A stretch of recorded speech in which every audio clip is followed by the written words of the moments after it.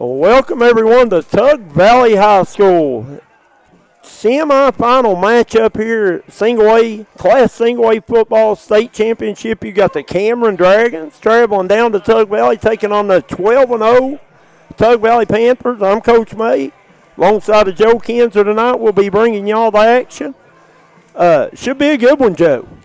I tell you, Coach, this is the biggest game ever here at Tug Valley High School. It's the biggest game in the history of both these programs.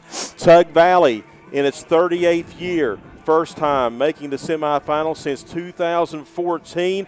And the Cameron Dragons, their third time in the state semifinals in their 115th year of playing football. Always the bridesmaid, never the bride, as they say, Joe Kinzer. And for the first time after tonight, probably about 9:30, 9:45 or so, one of these two teams will be making their first ever state football championship appearance. And listen, I'm excited. I've got to do a bunch of Tug Valley games this year, and this is as big as it gets. In high school football, when you're playing in December, you know you've done something right that season. And listen, Tug Valley, first undefeated season, most wins in a single season in school history.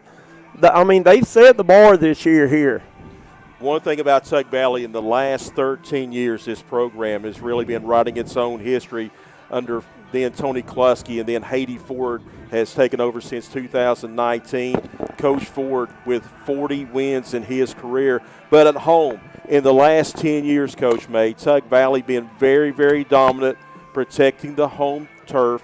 43-13 in the last 10 years here at Bob Brewer Stadium.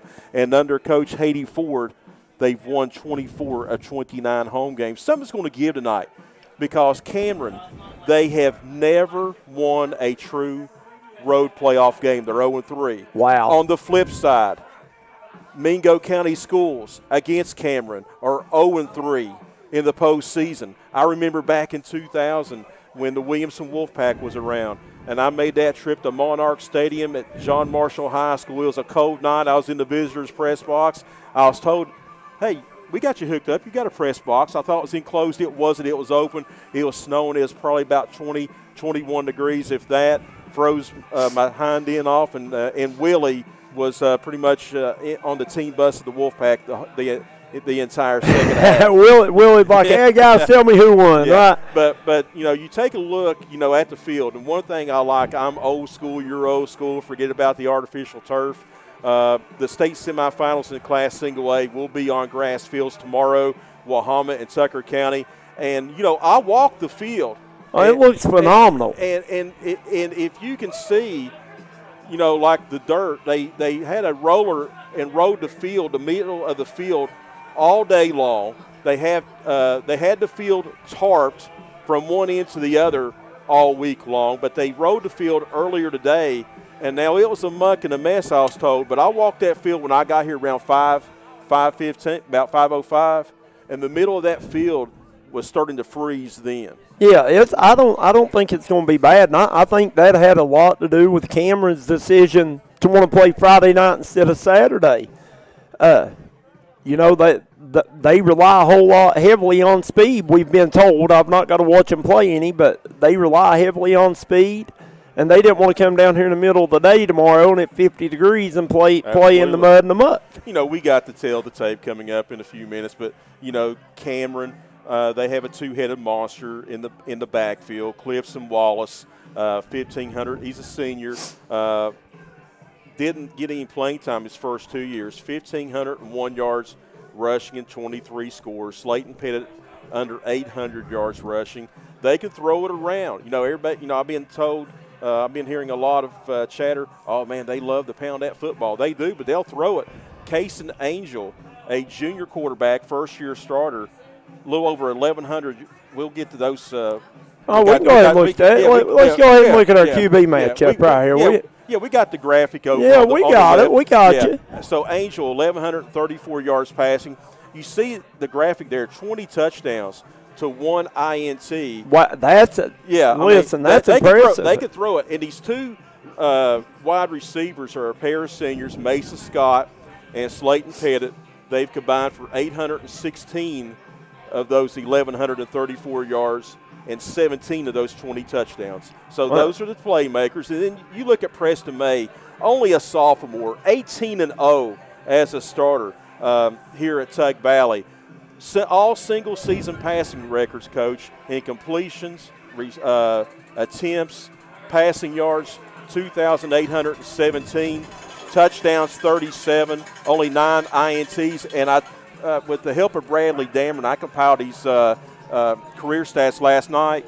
Only a sophomore. Preston's only 21 yards away from hitting the 4,000-yard passing mark. Wow. Well, we've watched Preston the last 2 years, and we've been high on him. Everybody that watches him, he's just super, super heady, and he's got that mentality to go make a play. He has something different about him that he thinks he's going to make every play. And the only knock that I could ever have on him is every once in a while he'll try to force one in there, but that comes with age and maturity sometimes. He has he has a veteran line. You know, Jared McCormick did the piece in the Charleston Gazette for HD Media, and Preston said in that feature this week, he goes, listen, the 2 years I've been the quarterback, I very rarely got touched. That starts up front with that offensive line anchored by 3 seniors. It probably helps a little bit that you got Mr. Bryson Eli in the backfield as well. Absolutely. You know what I mean? The teams has got a key on Bryson, because if you don't, what did he have last week? 247 rushing yards, 4 touchdowns, 2 interceptions. My gosh, what a game he had. Here's the thing about Tug Valley this year offensively. We'll get to their defense in just a second. You know, Eli over 1,440 yards and 20 rushing touchdowns. But if Tug Valley has to throw it all over the field to win, they'll do it. If they're like, okay, we're going to pound the football down the field, we're going to do it. Or last week, we'll be more balanced, they can do it. Absolutely. That is very, very impressive about the Tug Valley offense. And then you take a look. Let's jump out and take a quick commercial, and we'll be back with a tell of the tape. We'll look at both teams, what they've done on the season when we come back on the D&D Sports Network.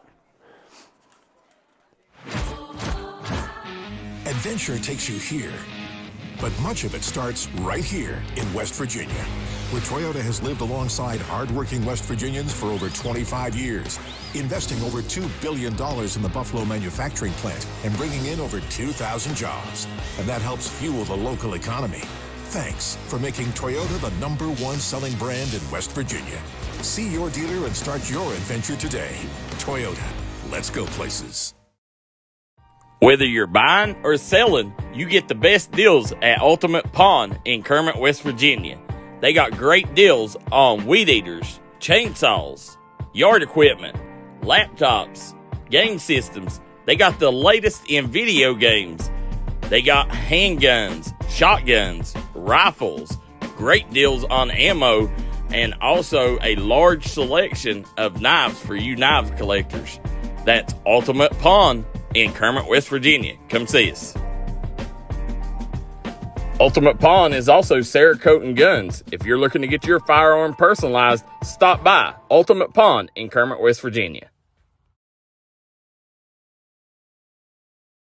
It's wintertime rearing its ugly head. You don't want to be stuck on the side of the road alone. Let Western Auto make sure your vehicle is up to date and ready for the harsh winters of southern West Virginia. Also, don't forget Western Auto is a certified steel dealer. So just in time for the holiday season, put a smile on your loved one's face. Come see us at Western Auto in Kermit, West Virginia. Let us take care of all your automotive needs.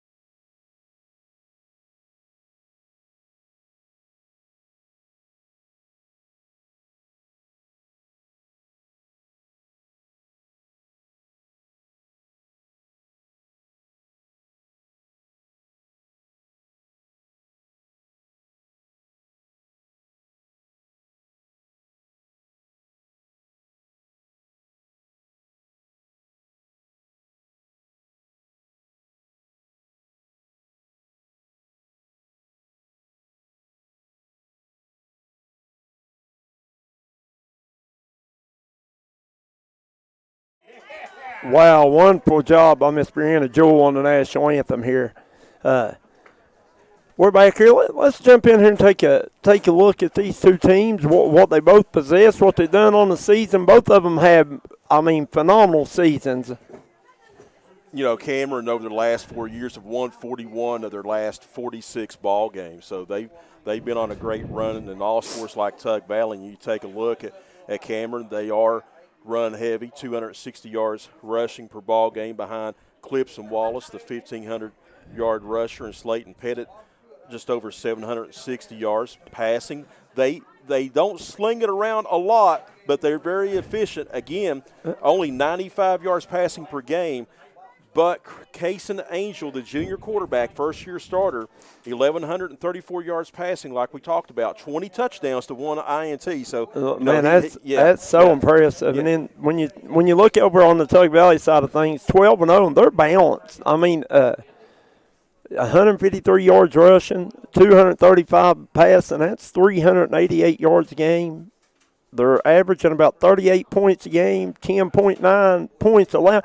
On paper, Joe Kinzer, this is an absolute, just a very evenly matched football team. You know, you take a look in the postseason. That's for the entire year. But in the postseason, Tug Valley offense averaging 48.5 points per ball game.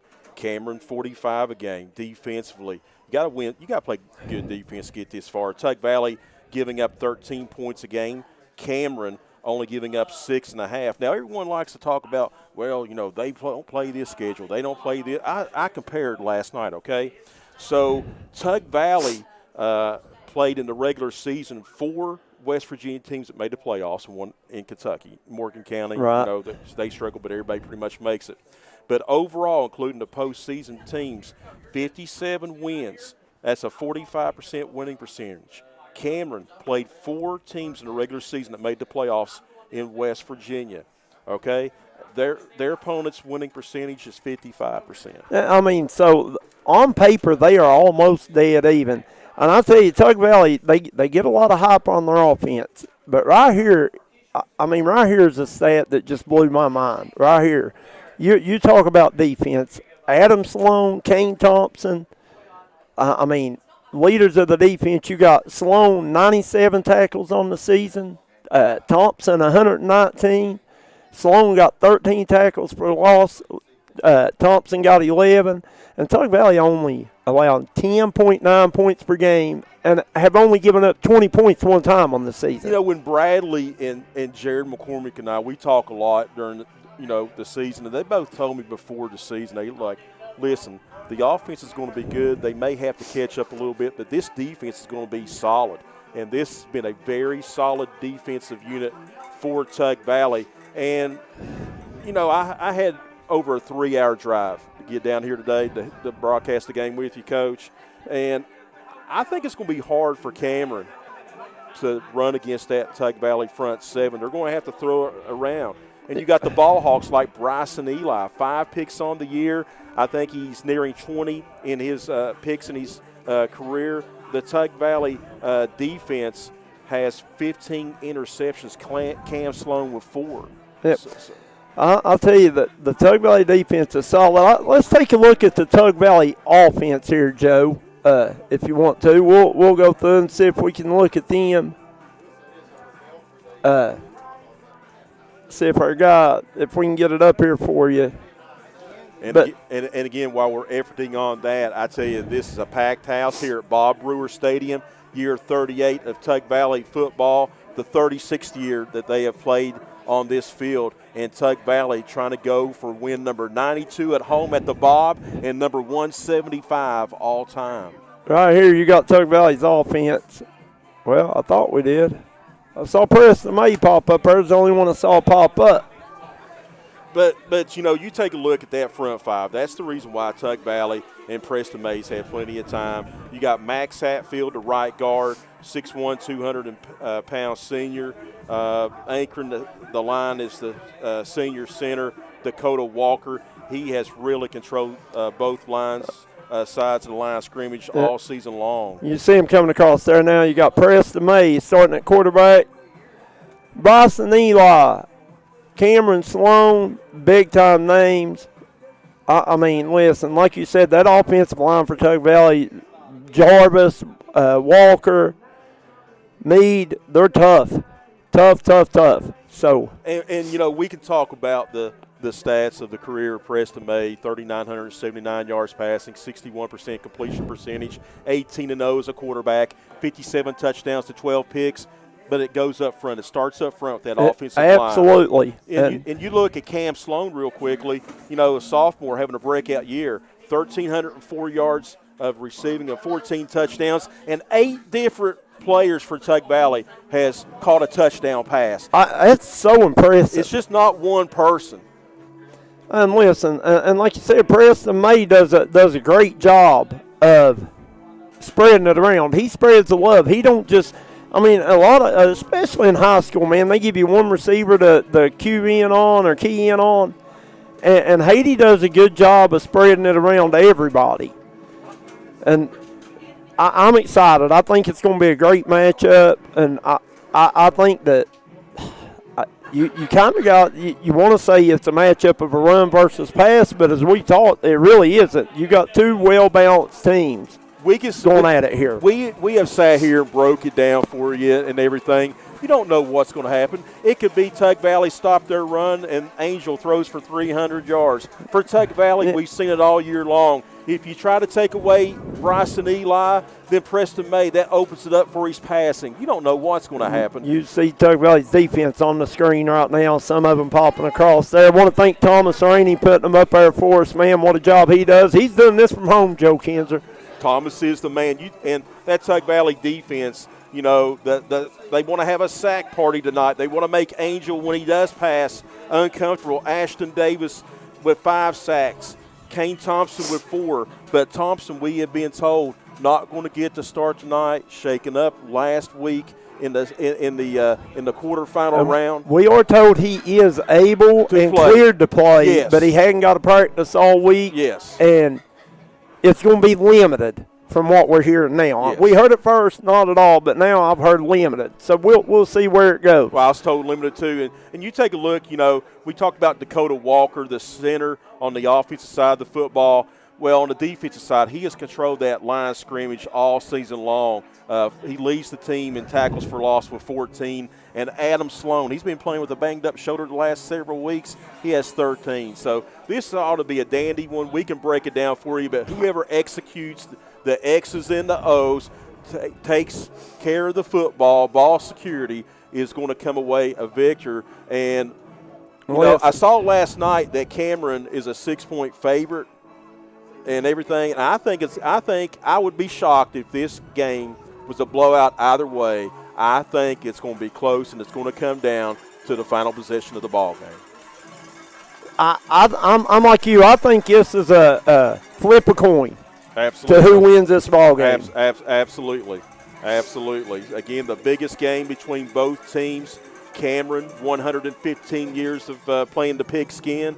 Tug Valley in their 38th year. And I tell you, the Panther Nation, they have filled Bob Brewer Stadium. You know, they're not used to coming out to the Bob. I think this is the first time ever in the month of December that Bob Brewer Stadium has hosted a game, and they have came out. They're like, hey, basketball's got to get put on hold. Yeah, we're still playing football. Yeah, still playing football. I mean, when you're playing football in December, like I said, you're doing something right. I don't know. And listen, Cameron's traveled well. As you look down on this far end of the stadium, they got quite a few people here, and it was about a 4.5-hour drive. I was told some of them did stay in Charleston last night to try to break that drive up. And here comes the Panthers.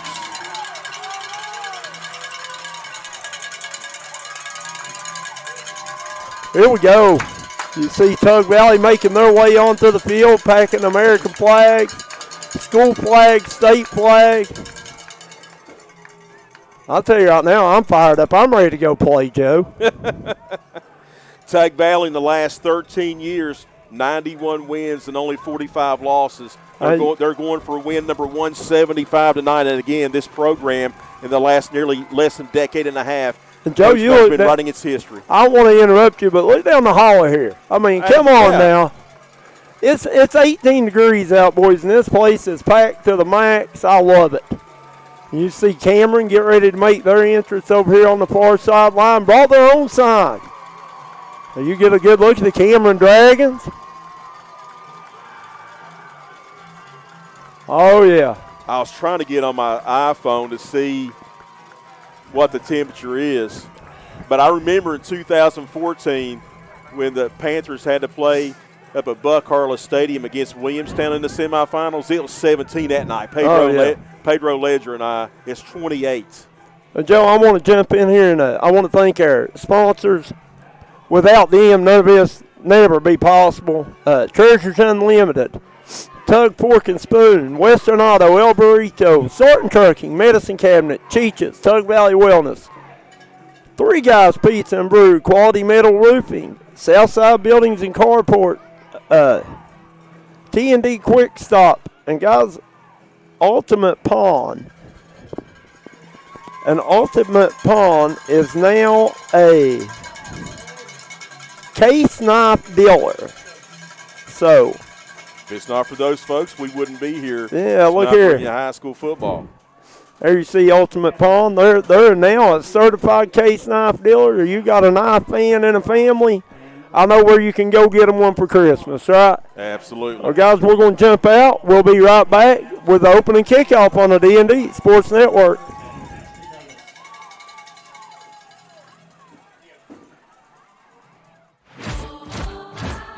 Adventure takes you here, but much of it starts right here in West Virginia, where Toyota has lived alongside hardworking West Virginians for over 25 years, investing over $2 billion in the Buffalo manufacturing plant and bringing in over 2,000 jobs. And that helps fuel the local economy.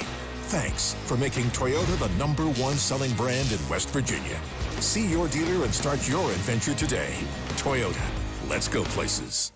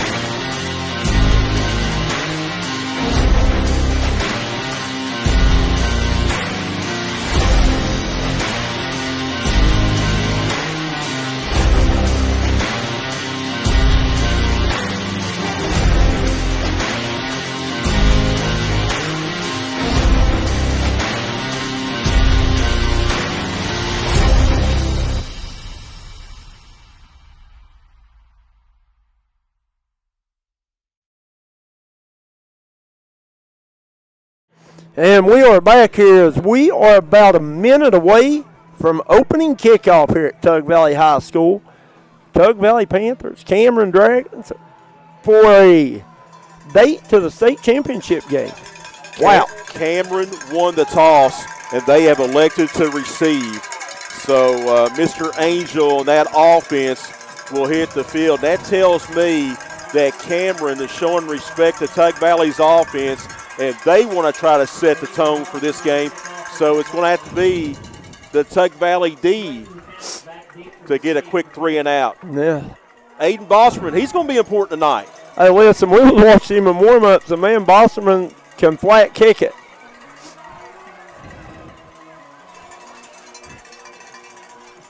Both these teams have speed. The 21st time that a state semifinal game involving a Mingo County team, line drive kick taken down at the 22, over the 30, and brought down at about the 35-yard line. Cameron Sloan on the tackle. Good Trey coverage there. Estel, the kickoff returner.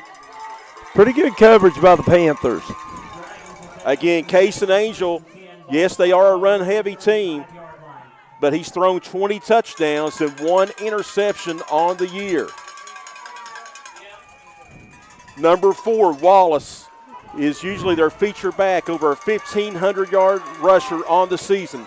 Ball at the 36-yard line. They're in the loaded gun. And they have a Wildcat, and there's a run over the right side, and that's going to be Slayton Pettit, the second leading rusher on the team, and he'll get some yardage out to near the 44-yard line.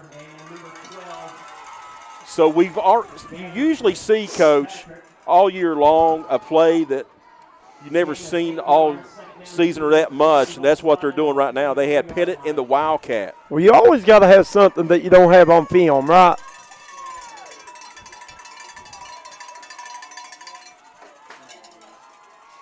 Second down short, the ball at the 44-yard line.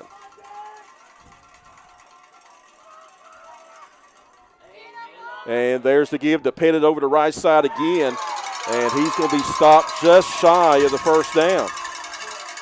Good stop there. That's number 15 for Tug Valley.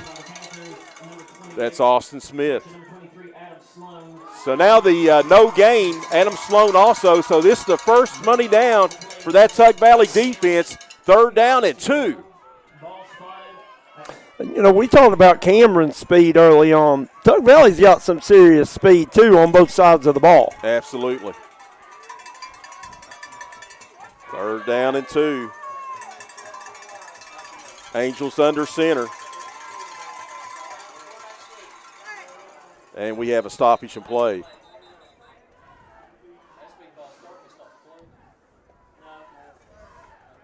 Let's see, we're either going to have a false start or neutral zone infraction on Tug Valley. See what we'll have. We're going to have encroachment on the Panthers, and that's going to be the automatic first down. So they'll take it up to the 49-yard line. Hey, Joe, let me read this real quick. All right, go ahead. Pre-game welcome festivities. Good afternoon, ladies and gentlemen. Welcome to State West Virginia High School Football Championship presented by Toyota, official partner of the WVSSAC and West Virginia High School Sports. So it's Toyota partner with the WVSSAC. Angels in the gun. There's the give to the second back through, and that's going to be Wallace. And Wallace is going to get about a couple of yards. He is over the 50 in the Tug Valley territory. Good hard run by Wallace there, but Tug Valley's defense standing strong there. That was Cameron Sloan. Also, I saw Dakota Walker as well. Anthony Blevins says, go TB from McMinn County, Tennessee.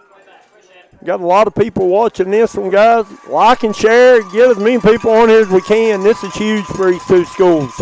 They gave him one. The ball sitting at midfield, 2nd down and 9. They're going to put 2 receivers up top, single receiver set to the left, and a loaded gun. There's a toss pitch to Pettit. He's got some running room, trying to hit the edge, and he was brought down at the 45-yard line. That was Sloan. That was an excellent. If he doesn't make an open field tackle, there's plenty of real estate down that far sideline. And that was one of our feature linebackers early in the pregame, Adam Sloan. 3rd down and close to 6. The ball at the 46-yard line. Not having Kane Thompson in there, how much is that going to affect Tug Valley's defense? He is cleared to play, but limited. They're in the gun. Angel looking to throw, flips it out there to Pettit. We have a penalty flag, and I believe we're going to have maybe a hold and a horse collar. Tell you what, that's a good open field tackle there by Austin Smith. That's what they do, just flip it out there. John McDonald, watching from South Carolina. Let's go Tug Valley Panthers. Watching from Churchill, Tennessee is Chad Smith. People all over watching this one, Joe Kinzer. I saw a hold on Cameron, and I guess the second flag is going to be a horse collar.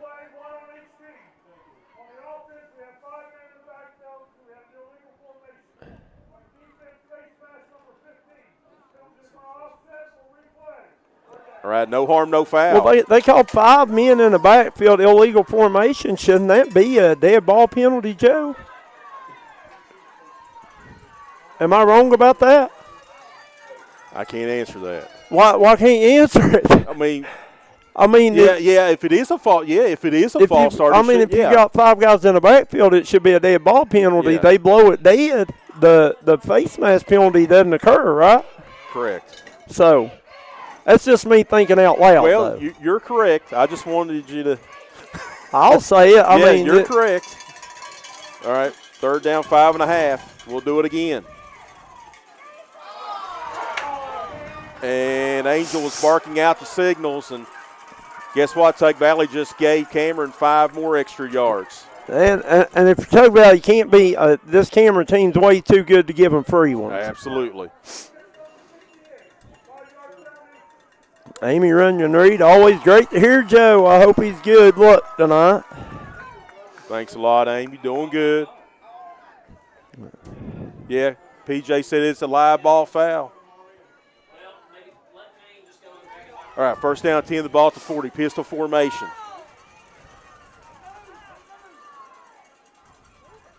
Angel's going to hand off to Wallace. Wallace has got some running room. You know, they're on a schedule. You know, that's all you need when you're a running team. 2-3 yards in a cloud of grass. Oh, yeah. Cloud of frost tonight, isn't it? It's cold out there. It's going to be a gain of 3, so it's 2nd down and 7. Tug Valley's got to quit shooting themselves in the foot. And this ball control, you know, how many possessions is this high-octane Tug Valley offense going to have tonight? You have to maximize every possession that you get. Absolutely. Now they're going back under center, single back set. There's the handoff. That's going to be to Pettit. And it's going to be another 3rd down situation coming up. Good job, Brady Brewer, coming up there and make that tackle from his DB position. So that's a gain of 2. So right here on this down, 3rd down and 5, you have to watch the ball, not the sound of the voice of the quarterback, and stay on sides. Case Mullen says watching Flamingo 2.0, Georgetown, Kentucky. Go Panthers. And the Tug fans up on their feet making some noise. Already 6.5 minutes remaining in the 1st quarter.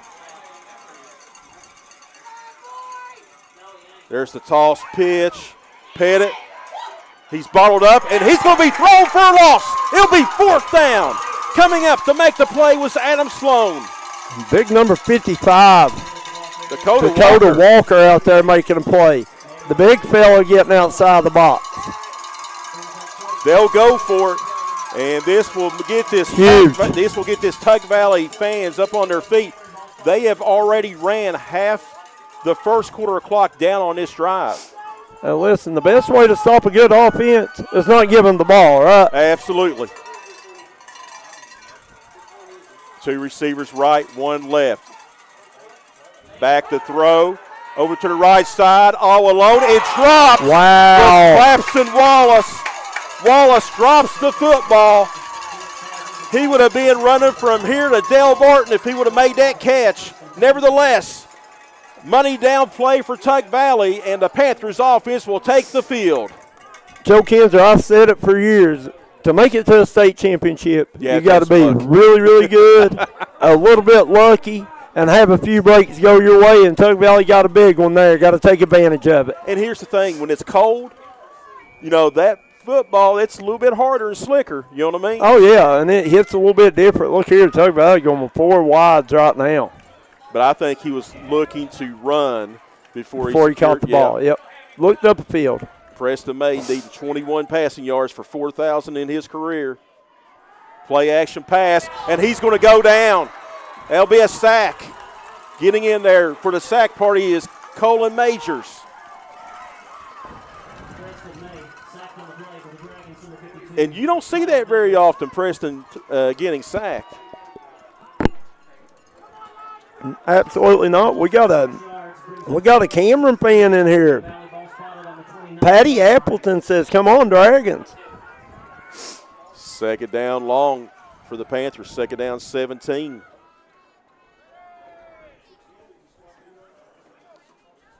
And there's a straight handoff to Eli. And I tell you, the defense is absolutely eating up at. Oh, that was number 18 on the tackle, Joe. That was Clipson Wallace on that tackle. Listen, And Pettit. I mean, he was in there before that Preston could get almost handed off. He about took the hand off. Yeah, Wallace from that linebacker position, that middle linebacker position, split the gaps that time and got to Bryson Eli. Brittany Brown says, let's go, Dragons. 3rd down and 19. Tug Valley going the wrong way this opening drive. Here comes the blitz. May back to pass, throws it out there. It is complete to Cam Sloan. Cam's just trying to make something out of nothing, and it'll be a 4th down and a punting situation for Tug Valley. Yeah, well, I like what Haiti did there, though. 3rd and 19, not a whole lot of plays in the playbook for that distance. Get it out in the open field. Let one of your playmakers try to go make a play, right? Absolutely. Now back deep. It's going to be Mason Scott, number 1, and Staten Pettit, number 28. So Cameron ought to get excellent field position here. Bryson Eli is going to be your punter. So Cameron's first offensive drive, they ate up a quarter, and Tug Valley went 3 and out. That's going to be Wallace, and Wallace is going to go nowhere. I don't know if he even should have picked that one up. That was Gavin Fitzpatrick down there making that play. So now, yeah, I don't even know why Cameron touched it. That could have been very costly. Yep. Yeah.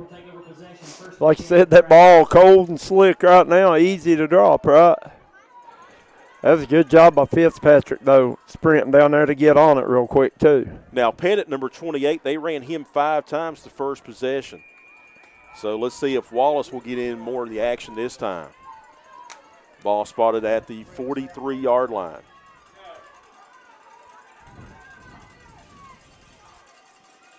There's the give to Wallace, and he's got plenty of running room. And on the tackles for Tug Valley will be Adam Sloan. Gavin Fitzpatrick wearing number 12.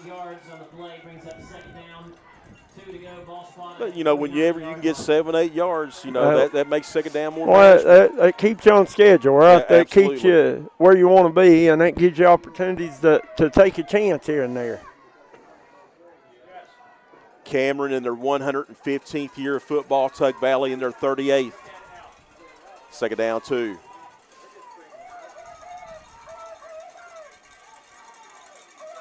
Hand off to Wallace again. Wallace is going to zig and zag. Good move by the Panthers. He was stopped at the 50, but he lunges over an extra yard and a half, and we have a penalty flag. Brady Burr getting up, Sloan getting up.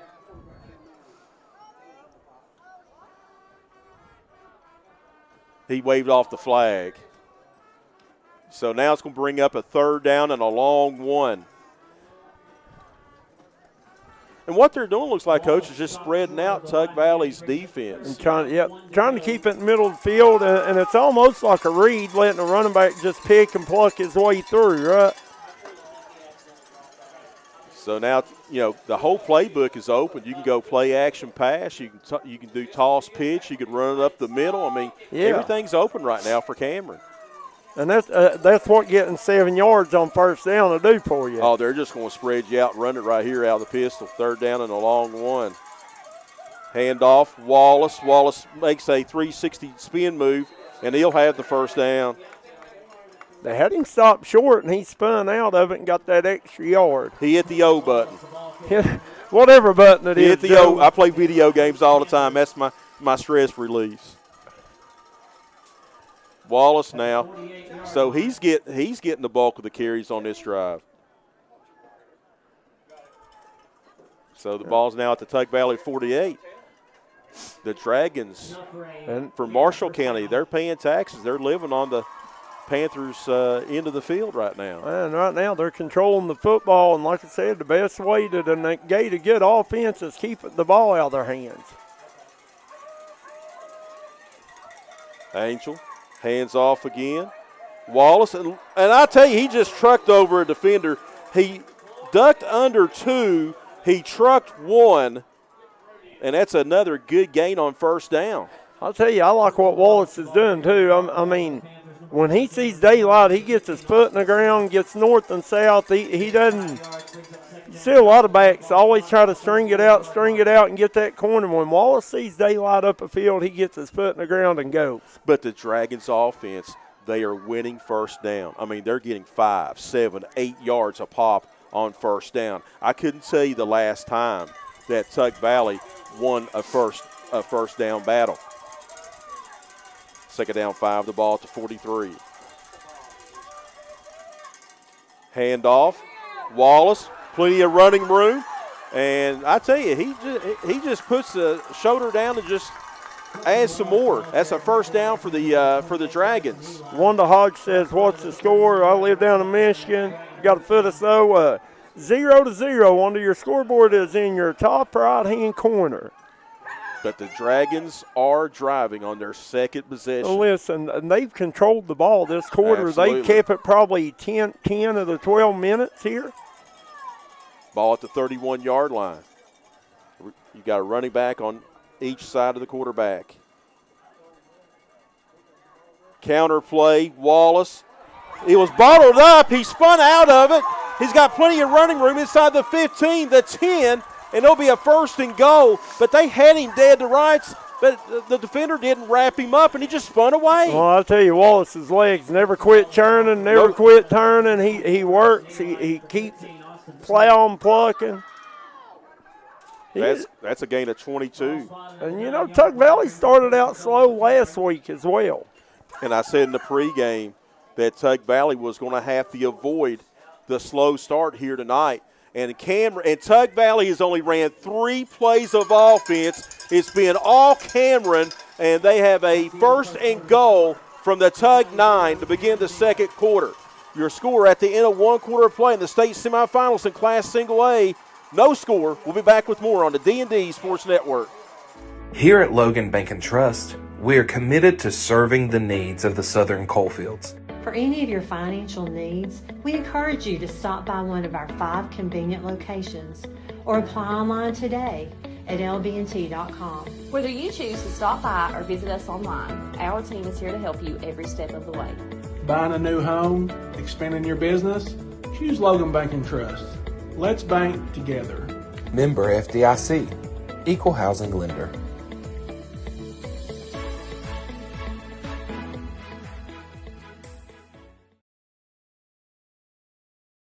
Looking for a new healthcare provider? Come see us at Tug Valley Wellness Clinic. We take all patients from the ages 2 and up.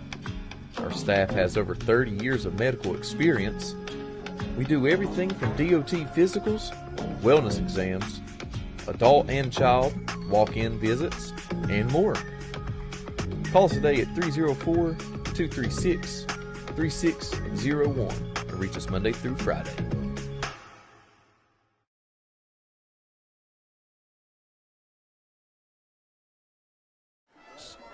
Welcome back to Bob Brewer Stadium. Coach May, Joe Kinzer with you here in the state semifinals. Cameron in the first quarter, 66 yards of total offense, all on the ground on 13 rushes.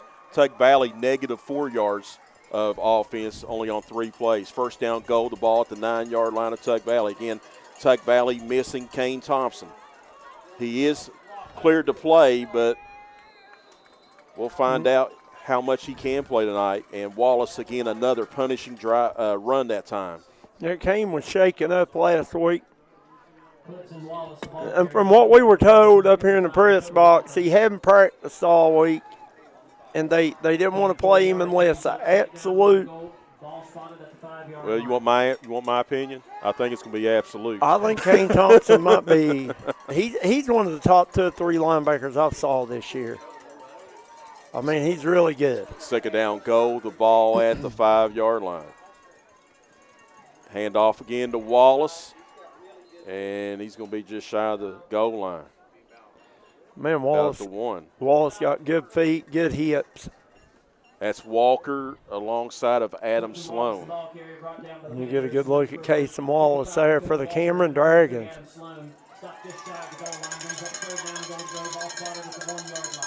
Third and goal from 1, Joe Kinzer. 10 carries, 59 yards for Clapson Wallace, the senior. over 3,200 yards rushing, and he put up those numbers the last 2 years. They're in the power I. Give to the fullback. Stuffed. Touchdown, Man. Cameron. And they're just not getting him down with initial contact. They're hitting him initially, stopping him, and he just keeps digging, fighting, and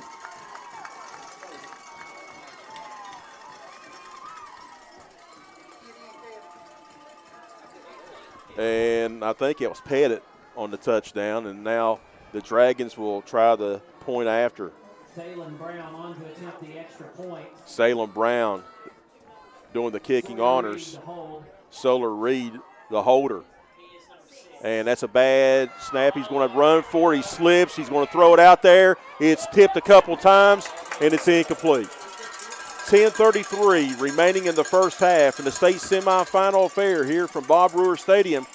Cameron 6, Tug Valley nothing. We'll be back with more Tug Valley football on the D&D Sports Network. Come on down to Treasures Unlimited in Kermit, West Virginia, and let us fill all your shopping needs. It's the holiday season. Don't be left without a gift to give. We got 90-day layaway, delivery. We got the best prices around. We will beat anybody's prices. We have a little bit of everything for everyone. 7 days a week we're open, Monday through Thursday, 10 to 6, Friday through Saturday, 10 to 7, Sunday, 11 to 6. Also, come find a treasure in our pallet bins. We got great deals. You never know what you'll find in our bins. That's Treasures Unlimited in Kermit, West Virginia. We look forward to seeing you.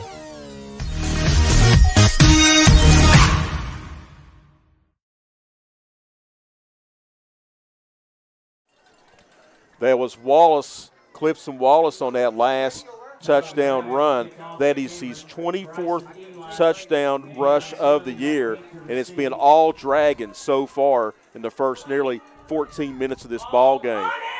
And Tug Valley very fortunate because that was a short kick. It took a Cameron hop, and Brady Brewer had to dive on that bad boy real quick. Yeah, it wasn't really an onside, but it was kind of something like a little, maybe a pooch kick, and he just pumped it up in the air there. And what Cameron's doing is they're twisting the linebackers. They're hitting the A gaps, the B gaps, confusing, and they're just overloading the offensive line on that first series. But this is only the fourth play of scrimmage for this high-octane Tug Valley offense. I mean, you know, and if you're Tug Valley, you can't panic right now. You're down 6-0. There's a pass. It's going to be complete, and that's like a run play. That's going to be Brady Brewer. He fooled me. I thought he was running like the little swing pass out here in the flats and got Brewer on the crossing pattern. Slow now, made 2 of 2 passing for 7 yards, and that's Brady's 11th catch of the year. Good open field tackle, however. It wasn't. Brady's a big target, man. That end is showing blitz. Taylor Brown, a freshman, leads this defense with 84 tackles on the season. There's the give to Eli, and Eli is going to pick up some yardage. It's going to be 3rd down and about 2 for the Panthers. Get a good look at Bryce and Eli there. Preston May. They'll give him 4, 3rd down and 3.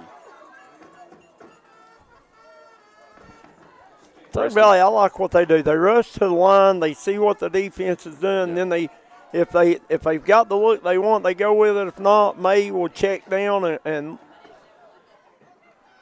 give to Eli. Eli's got a 1st down. He's got more. He's inside the 40, and he's going to be brought down inside the 30-yard line. 1st and 10 for the Panthers. And that's a chunk play. Absolutely big play there by the Panthers. Bryson Eli, he's been their guy all year. Good run there. Ball spotted at the 29-yard line. 35-yard run unofficially. Eli now 3 carries for 37 yards.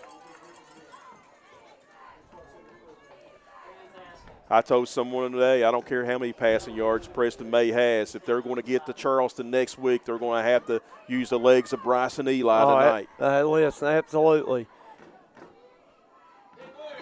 And I think we're going to have false start on Tug Valley. That just kills you right there. You got a big momentum play of 35 yards, and now you're behind the chains. It'll be 1st and 15. That's the third penalty for Tug Valley, the first on the offense.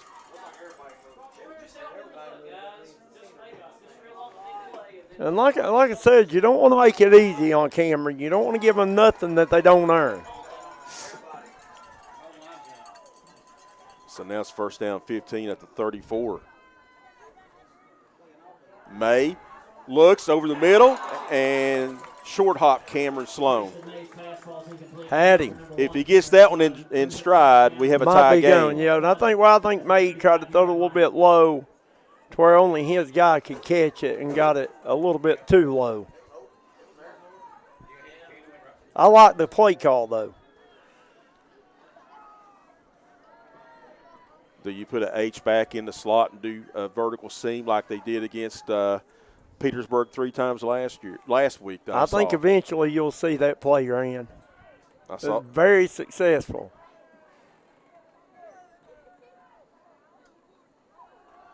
Eli has nowhere to go. He's cutting against the grain. He breaks a couple of tackles. He's inside the 25. It should have went for a loss. It'll be 3rd down and manageable. I'd say you're getting a look at 2 of the state's best running backs in single A tonight, Joe Kinzer, with Kaysen and Eli. There'll be a gain of 10. What do you think? I agree with you. And I tell you, I'm glad that it's in the 20s and that field is freezing, because if it wasn't, that would have been a slip and a loss. 3rd down, about 6. Short pass, Cameron Sloan, open field tackle, and it'll be a 4th down, and Tug Valley will go for it. Taylor Brown, that is number Slayton Pettit, the senior, that wrapped him up. Taken down by the Dragons, number 28, Slayton Pettit. Thought Sloan might have should have cut that one up a little bit earlier. I'll tell you, they've been a couple nice open field tackles by the Dragons defense. Oh, absolutely. We talked about how fast they were overall as a team. Approaching 7 minutes, you're seeing on the clock. 4th down and 5. And how many times this year has a play gone for a positive yard? And let's see what we have. Timeout, Tug Valley. You don't see a flag, do you? No, we got a timeout, Tug Valley. We'll jump out and take one with them. We'll be right back on the D&D Sports Network. If you're looking for a friendly and fun atmosphere to enjoy your daily cuisine, come to Cheech's Pizza in Lenore, West Virginia. Cheech's Pizza has world-renowned cheese sticks, delicious pizza, and the best subs in the pizza and pasta game. Don't forget to take advantage of our milkshake shop located inside. Bring your family down to meet ours. We are the place that treats you like family from the second you pull in the parking lot. We look forward to seeing you here at Cheech's Pizza.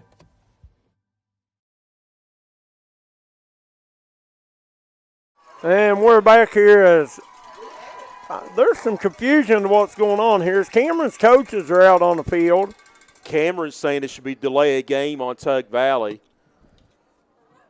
Tug Valley called a timeout. Evidently they gave them a timeout because they didn't call a flag on anything, right? Right, So the referee just clarifies. Tug Valley calls the timeout, 4th and 5, or 4th and a long 4.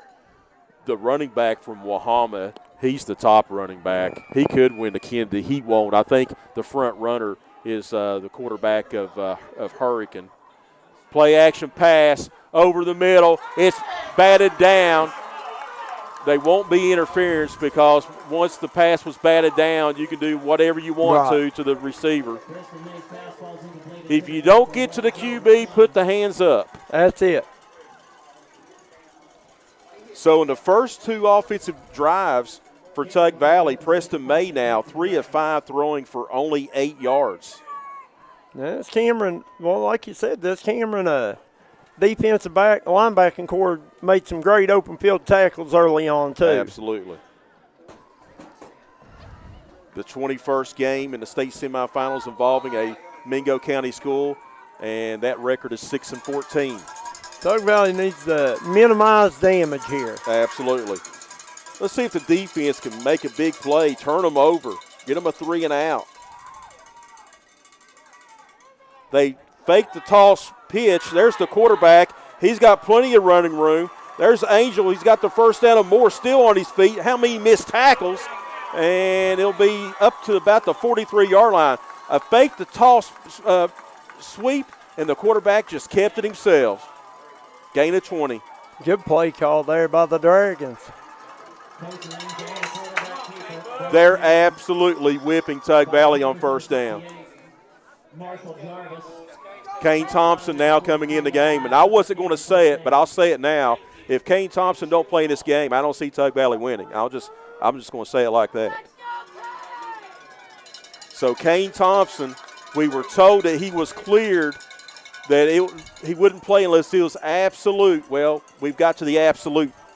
He's in the game now. There's the handoff, and again, Wallace. Again, 8-9 yards a pop by the Dragons. Speaking of Kane Thompson, he makes the tackle. I wonder how many times on the sideline he has said, "Put me in, coach. Put me in, coach." Yeah.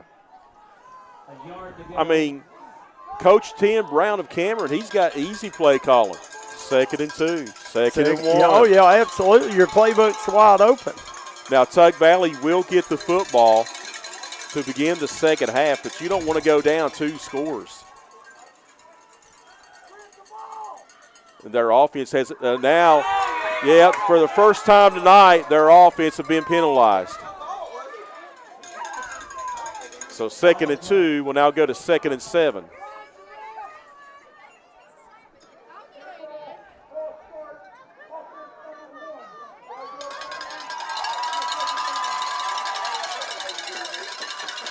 Now you got to win this down, Coach. Absolutely.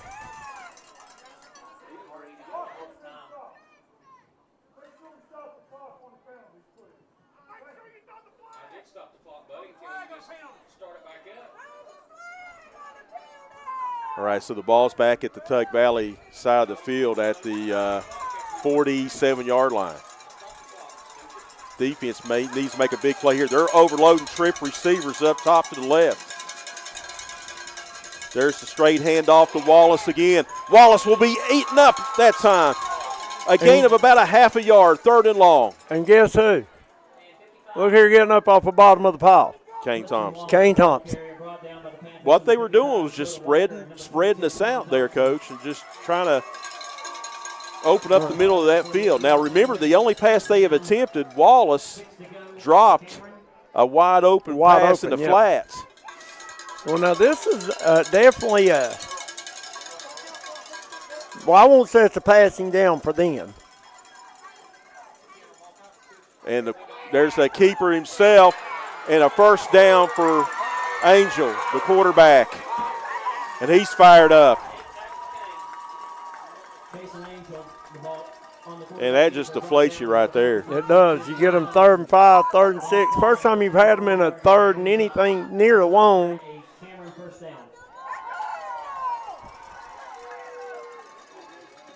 That quarterback's got 2 carries, 32 yards unofficially.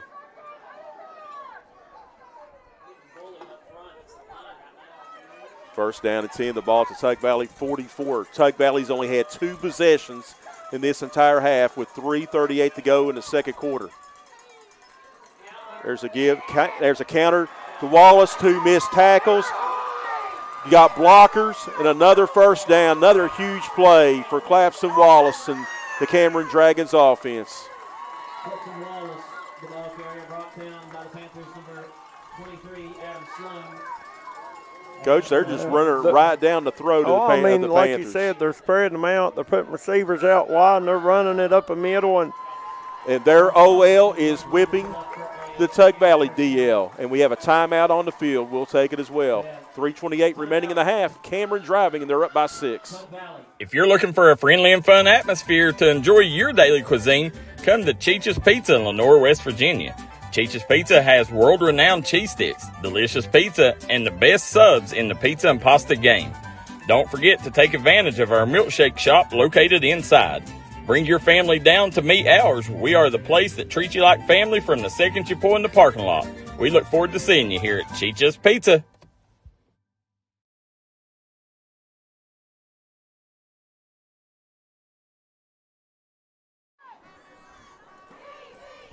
And welcome back to Bob Brewer Stadium. Missed tackles, and getting the Keisters beat up front. That is the Tug Valley defense right now. It's Cameron Dragons. Whatever they've wanted to do on the ground, they've been able to do. I'll tell you, they're ahead 6-0 and are driving for more. Right, and they make it real hard to key on any one guy because they've got 2 or 3 guys and they put them in a pistol. They fake sweeps. I mean, they run counters. They've kept this Tug Valley defense really off guard kind of this whole half. And, man, they're shortening the game right now. Absolutely. First down and 10. They're in the red zone at the 20-yard line. They've already got Tug Valley in a 6-0 pickle, but Tug Valley's only had 2 offensive drives. Wallace, again, another missed tackle, and should have been stopped for a loss, but it will be for no gain. Ashton Davis on the tackle. Arm tackling. Ain't going to cut it with this guy. Listen, when he takes that initial hit, he's got such good feet and such good hips. If you don't wrap him up, he is going to bounce off and make something out of it. Correct me if I'm wrong when I make this statement. I've been wrong before several times. Cameron's just more physical than Tug Valley right now. Right now, I agree. I think the cold is affecting Tug Valley, and Cameron's saying, hey, we don't care if it's like igloos and Eskimos out here. Second down, 10 the ball at the 20-yard line. They fake that toss pitch. Angel's going to keep it himself. And a nice hit. No gain. Third down coming up. Cameron Sloan coming in there, and number 62 for Tug Valley. That is Marshall Jarvis. 62 is Jacob Jones. Jacob Jones, I'm sorry. Yeah. Now they ran it the first time, and it went for 24 yards. That time it goes for no gain. Well, listen, and if Tug Valley can hold them here and go in 6-0, I have got enough confidence in Haiti that he will make adjustments at halftime. Absolutely. But if you go down 12-0 at halftime, makes it a little different the way story. this game is going, a 2-touchdown deficit is like a 5-touchdown deficit. Hand off to Wallace. Wallace hit at the line of scrimmage. He'll wiggle free for only 2 yards. It'll be fourth down and about 8. And Tug Valley's D right now is stepping up. That's what you want to see. That's what state championship teams look like. That's Ashton Davis on that last tackle. This could be the play of the game right here. Cameron converts here and scores. I tell you, a 2-touchdown lead for the Dragons. It's like a 5-touchdown lead. Well, yeah, because they're a ball control offense, and they're going to run it, and shorten the game. Big play here for the Panthers D. Trip receivers up top, single receiver to the bottom. And I think they're going to have to call the timeout. They do. We'll take it as well. On the 55 seconds remaining, 6-0 Cameron. This is the D&D Sports Network. Come see us at Trailhead Bar and Grill in Maitland, West Virginia, where the locals come to hang out and the trail riders come to visit. Follow us on Facebook page for our daily specials. We're open 7 days a week here at Trailhead Bar and Grill. You can give them a call at 681-308-6088. Make sure you follow them on their Facebook page to keep up with all their daily specials and for business and operation hours. Trailhead Bar and Grill, located downtown Maitland, West Virginia.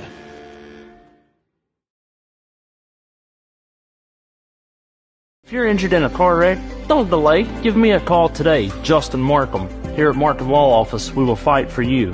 Don't settle for a handshake and a small check from the insurance companies. Give us a call. Don't take on the big insurance companies alone. We will fight to get you the compensation you deserve. Here at Markham Law Office, you're more than a client. You're family, and we take care of family. Give me a call. Justin Markham, attorney at law. 4th down, the play of the game right now. We'll say that several more times. Cameron's trying to extend this drive. Angel back to pass, being flushed, throws it out there. He's got a man, he falls down. Is it intercepted? Nevertheless, it's incomplete, but we got a penalty inside the Tug Valley 5-yard line, and that's not a good sign. No. Defensive holding? That don't look good. The ball was thrown over towards the left corner front of the end zone, and the flag was thrown over on the right side. Bryson Eli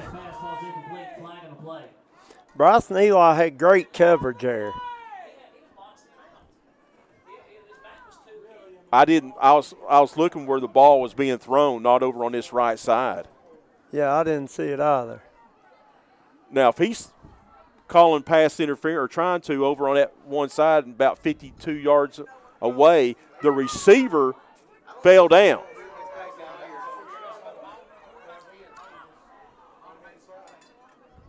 Let's see what we'll have. Here's the call. It's a defensive holding on Tug Valley. That's going to extend the drive. Wow. What a costly penalty, costly call.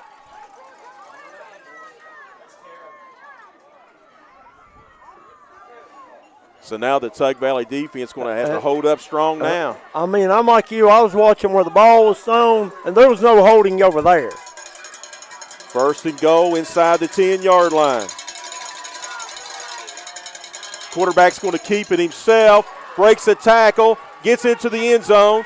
Touchdown, Cameron. Wow. After the controversial defensive holding call. So you go from having the football to down 12-0 in a matter of seconds, Joe Kent. That's a backbreaker for the Panthers.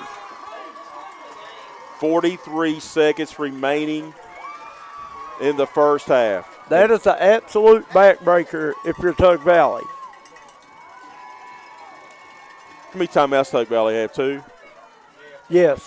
Well, I would try to score in the, absolutely. in the last. Well, I wouldn't put a knee down. Listen, if you get down to around the 20, 25-yard line, you got a kicker that can get you 3 points. Handoff, Wallace. Wallace, he's in there. Is he in there? Yes, 2-point conversion's good. Field goal's not going to do it tonight. You're going to have to score touchdowns. As now it's a 14-0 lead for Cameron with 43 seconds remaining. And you just want to keep it here? We can keep it here. Yeah, we'll just keep it here. We'll take a second to thank our sponsors. Thank Ultimate Pawn. Listen, certified case knife dealer. Get down to Ultimate Pawn, get you a case knife. Great Christmas present. Want to thank T&D, Western Auto, Treasures Unlimited, Eric's Trucking, Sarton Trucking, Southside Building and Carports. Guys, without our sponsors, we wouldn't be able to do these games, and we're sure glad we are. I couldn't tell, Phil. I didn't see. I was watching the flight of the football. I wasn't watching over here, over across the way on this right side. So I couldn't tell you if it's a horrible call, good call, or not. I was watching the ball being lofted in towards the end zone, but that was a costly penalty. Absolutely. Nevertheless, if it was one, wasn't one, they called it one. Yep. And penalties has been a big factor on Tug Valley right here tonight. In Tug Valley, again, the unintentional squib kick, and that time Brewer has to fall on it. So now Tug Valley, they got 43 seconds and 2 timeouts to do something with it, down by 2 TDs, and they will have the football to begin the second quarter. And Tug Valley's last offensive drive was pretty good until they got the penalty and it stalled. Yeah. They got the false start. False start, and it kind of stalled the drive. They got the false start when it was 1st and 10 at the 29 after a 35-yard run from Bryson Eli. Coming off a big play, right.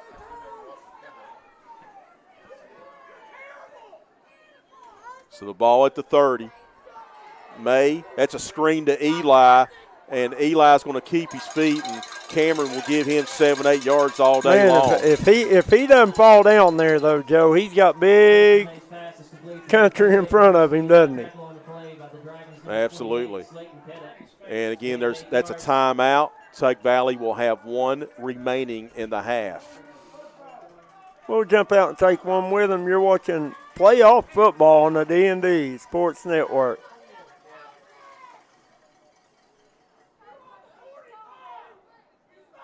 Unfortunately, water, mold, or fire damage can happen to you. Restoration One of Southern West Virginia is available 24/7 to help take the stress out of your mess. Our primary goal is to respond and restore your property back to normal as quickly and safely as possible. When disaster strikes, Restoration One is your go-to cleanup crew. Save our number now in case you need us later. Whether the job is big or small, give Restoration One a call. 304-443-4959. All right, so Tug Valley down to one timeout. They have 62 yards to do something. They have had a lot of explosive plays this year.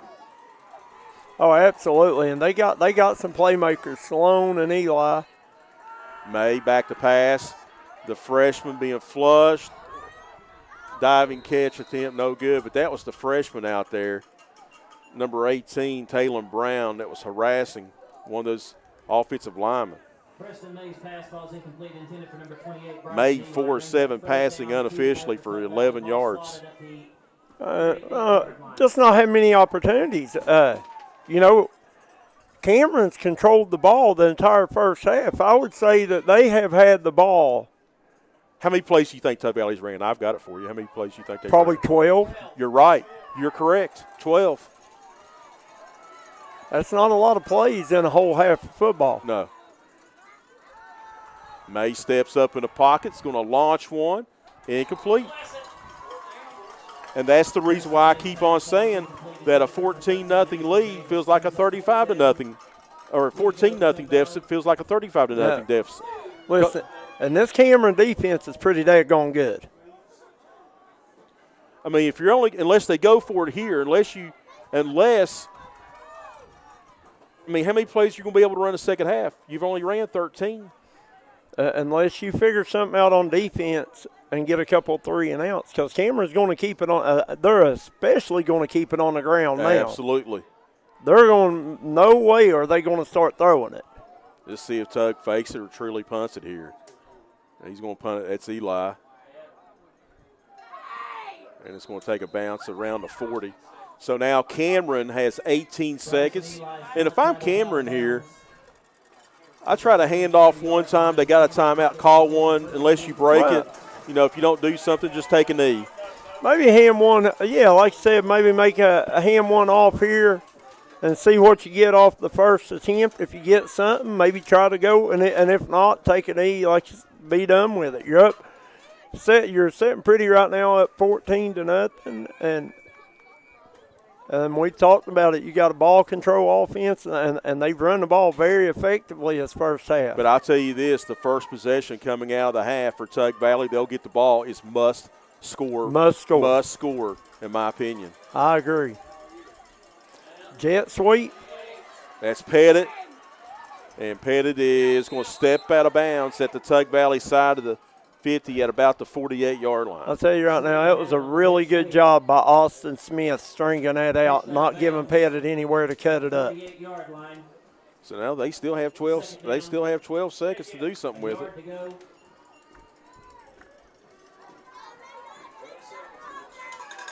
Cameron has played the near perfect game. They have. And once again, the 9 yards on first down, your playbook's wide open. Tug Valley just don't want to get, you got. You just got to keep them from scoring here. You just got to make a tackle. Nothing behind you. Let's see if they do play action pass or hand off. There's a straight hand off. Wallace, he runs over a defender, still on his feet. Down inside the Tug Valley 35 to the 33, and again, that's missed tackles. Man, he's over 100 yards unofficially rushing in this first half. I mean, you look at Wallace, and he is a tank. And they'll call timeout, and they'll have one more chance left to try to add another touchdown. Well, yes, once again, Treasures Unlimited, Tug Fork and Spoon, Ultimate Palm, Western Auto, El Burrito, Sarton Trucking, Medicine Cabinet Pharmacy, Cheech's Pizza, Tug Valley Wellness Clinic, Three Guys Pizza and Brew, Quality Metal Roofing, Southside Building and Carports. Couldn't do it without our good sponsor, Joe Kinzer. I'm glad to have you here with me tonight. Having some fun. Now, guys, like and share this thing up. We're up Absolutely. over 1,000 viewers right now, Joe Kinzer, so we'd like to get it up to about 1.5 tonight. I'm bringing you down then because last week didn't you and KJ have a boatload? Yeah, but I don't know what we had watching live. You had a boatload last week. After all was said and done, YouTube, Facebook, everything, we had quite a few. Big play right here for the Panthers. You know, they can heave it in the end zone. But oh, yeah. Play action pass. Throws it out there, and it is caught. Touchdown, Cameron. Wow. The final play of the half, Cameron Sloan could not keep up with Mason Scott, and the Cameron Dragons may just put the dagger in Tug Valley on the final play of the half. That's something that you could not afford if you were Tug Valley. Wow. 33 yards and the 21st touchdown pass of the year for Kason Angel, the quarterback. Wow. And that's the one thing you couldn't have happen if you're the Panthers.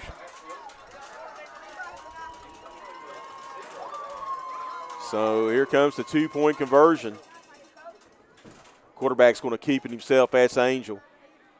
And he's going to be, I believe, just short. No, he got in. They had him once again in the backfield and couldn't get him down. So the Cameron Dragons came over 4.5 hours from Marshall County to Mingo County, and they are laying a butt whooping. They're taking Tug Valley to the woodshed in the first 24 minutes as they lead at 22-0. We'll be back with more of Tug Valley football on the D&D Sports Network.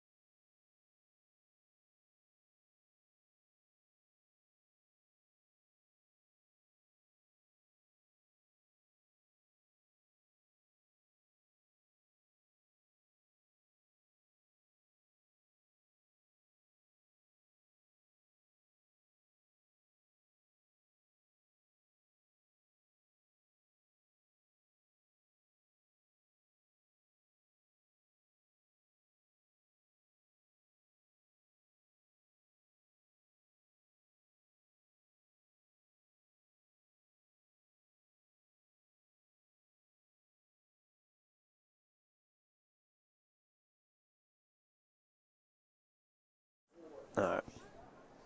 Well, we're back here at Tug Valley High School, halftime of its state semifinal matchup. Tug Valley 0, Cameron 22, having their way with the Panthers here tonight, Joe Kenzo. Well, I mean, absolutely. You know, we were sitting there talking in the break, you know, and we'll give the stats here in a minute. But, you know, you asked the question, you know, about Clapson Wallace. Man, is he that tough of a runner, or we just missing tackles? It's both. You know, I got the binoculars. You know, people can watch it. I mean, he's tough to bring down, and Tug Valley's defense, they have missed a ton of tackles in this game, and you know, Cameron, they ran a sweep, they ran a couple plays, they got down to the Tug Valley 33-yard line, they overloaded the left side, they had Mesa Scott one-on-one, and you know, a touchdown. Big play. Yeah, big play. I mean, a 3-touchdown deficit feels like 6 right now. But you know, Tug Valley had them stopped when we were down 6-0 on 4th down. The receiver slipped down. Eli had great coverage in the left corner of the around the end zone, and there was a defensive holding on the right side. None of us. I didn't see. I didn't watch the ball. I was watching the ball going into the end zone. That penalty went against Tug Valley. If it was or wasn't, I don't know, but it was called. Cameron capitalized on that. And then I have a philosophy on that. Go ahead. If it doesn't affect the game, don't call it. If it doesn't have a direct effect on the play. Because the quarterback wasn't looking right, over to the right. There was that had nothing, I mean, no bearing on this play over here. Right. But at the same time, if you're the Tug Valley defender, you got to get your eyes in the backfield and see that the quarterback isn't looking that way. Yeah, and then, you know, in the first half, what was it, Sloan on a slant pattern, and the ball was short hop to him. If you make a play there, perhaps a touchdown. When Eli had a 35-yard run in the first half, got it all the way down to the Dragons' 29-yard line, what you do, false start on first down. So, there've been 7-8 plays critical. And, Tug Valley's offense, they're going to be back on the field to begin the second half, but you've only ran 13 plays because Cameron's offense has won the first down battle almost on nearly every play. And the thing about Cameron is you have got to get them off the field. If you're Tug Valley, you can't let them get those 8-9 yard chunk plays. You need to limit them to a yard or two on first and second down and put them in a situation that they're not comfortable in. But they're staying right on the schedule. They're, like you said earlier, they're getting to 2nd and 3, 2nd and 2. And your playbook's wide open then. There's no pressure on you to do anything that you haven't done all year. For Tug Valley's offense, Bryson Eli, 4 carries for 47 yards.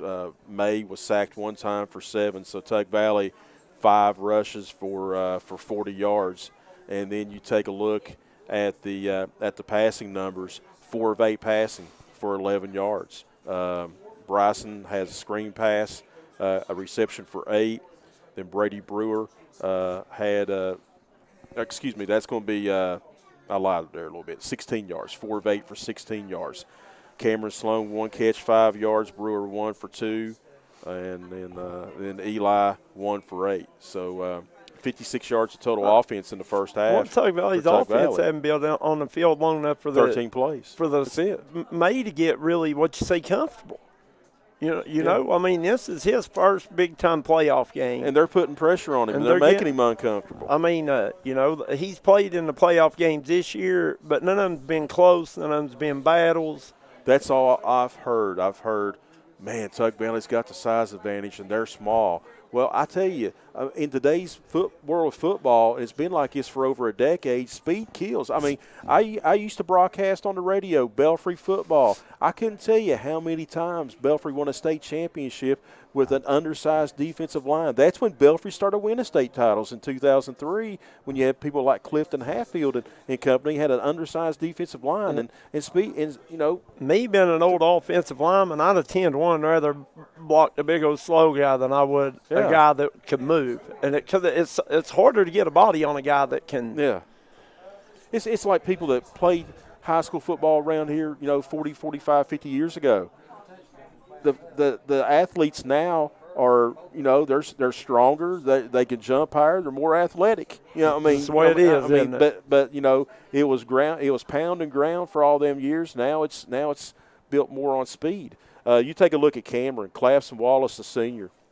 17. This is unofficial. 17 carries, 111 yards, and a touchdown. The quarterback, Carson Angel, 4 carries for 41 yards and a score. Slayton Pettit, 7 carries for 22 yards. They have 174 yards of rushing here in the first half, and then Angel with a 33-yard touchdown pass on the final play of the half to number 1. That's Mason Scott, and that's how we're here at 22-0. And a lot of debate going on up here. If you're Tug Valley, should you, on your last possession, do you just kind of try to kill the clock, go in down 12-0 or 14-0, pardon me, or do you try to score?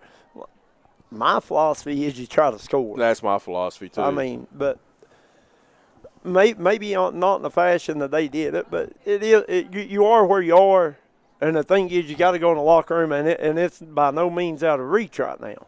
This ball game isn't out of reach right now, but if you're Tug Valley, it's a must-score situation on the opening drive. Right. And you got to get a couple 3 and outs. You got to find a way to slow this Cameron running game down. You got to turn them over. I mean, Something. You got to turn them over. I mean, in my opinion, and I've been wrong several times, but Tug Valley, in my opinion, Tug Valley's going to have to score on every offensive possession, but they only got 3 possessions of 13 plays in the first half. So you got to score here. And like you said, you got to hold Cameron. I mean, the defense. I mean, either get a turnover, a 3 and out. Right. Something's got to go in your favor here. But now, if you're Tug Valley, and like I said, Haiti's done a phenomenal job all year, and I'm sure that he is going to make good halftime adjustments. So, and Tug Valley, like we talked about, they're by no means out of this football game. But You kind of feel like they're on the verge. They're on the verge. This is a must score. If you don't score here and Cameron scores again, I think if you're Tug Valley, you've dug a hole you can't get out of. And how about Tug Valley? Haiti Ford has done a great job. I mean, they were a lot of lean years here in Naugatuck football. And, it was like, all right, let's get the basketball season. But that's not the case. Tony Kluski coached here for a couple stints. He coached, I think, 7 years. His last stint built the program up. He had a record of 51-28 in his last stint. He's the all-time winningest coach at 59. Haiti, no drop off. 40 wins and 17 losses. Right now, Bradley's giving me handing up the phone, and AA Frankfort all over Williamstown, 42-0 at the half. They'll be running clock, and Roane County is leading Independence 27-7. And guys, real quick, what's Hoover doing? Want to say good evening, ladies and gentlemen. Welcome to Bob Burr High School, Tug Valley High School. Bob Burr Stadium at Tug Valley High School for the 2024 West Virginia High School Football Championships presented by Toyota, official partner of the WVSSAC and West Virginia high school football or high school sports. We appreciate them letting us come and do these games. We appreciate all of our sponsors. And we're about ready for second half kickoff here, Joe Kinzer. But what I was getting to, Tug Valley, the last 13 years have been writing their football history. 91 wins to only 45 losses. 13-game home win streak. Probably the longest home winning streak in school history. Won 25 of their last 29 at home. Second semifinal appearance. I remember the game back in 2014, and I tell you, win or lose, regardless what happens tonight, there's going to be the next 2 years are going to be fun in fall here in Naugatuck. Oh, absolutely. Cause they got a whole lot of the pieces to the puzzle coming back. And Haiti's done what I've seen of Haiti. Haiti has done a good job of getting these young kids and developing them. Yeah. I mean, he has. He's done a good job of keeping kids working in the off season, getting better. And Tug Valley primarily have been known for the last, like you said, it became a school in '88. And since it became a school, Tug Valley has been known for basketball and cheerleading. 10 state championships in cheerleading and 4 in basketball. But right now, I'm with you. Football's on the map. Absolutely. I mean, it's been a great ride. You know, the first half hasn't went the way that Panther fans have wanted it to go, but you know, there's still plenty of time. I think you'll be able to tell a lot about it on this opening drive. Yeah. I think you'll figure out a whole lot of things about Tug Valley right now on this opening drive. And I'm going to tell you, back in 2020, and I've said all along, I don't know if Haiti would have won a state title that year, but they would have had I would have loved to have seen them actually being able to play their season instead of the, and I'm just going to go ahead and say it, the Jim Justice color map. The COVID year, right? Yeah, the Jim Justice color map, the COVID map. Yeah. I mean, ridiculous. Across the way in Kentucky, you know, you was packing a stadium at Belfry, but over here you couldn't play. 8 miles away, right? I don't know if it's 8 miles away to West Virginia from Belfry. I mean, 4 miles maybe. No, from here it's probably what? 15 maybe from here. No, probably about 18, 20. It ain't very far. No. Well, guys, we're 45 seconds from second half kickoff. We're going to jump out real quick. We'll be right back on the D&D Sports Network.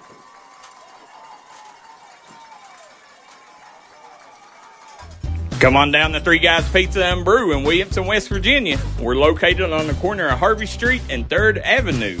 We got great deals on pizzas, sandwiches, and more. You get great service with great pricing. Enjoy your birthday or ball games with us here at Three Guys Pizza and Brew. Look forward to seeing you.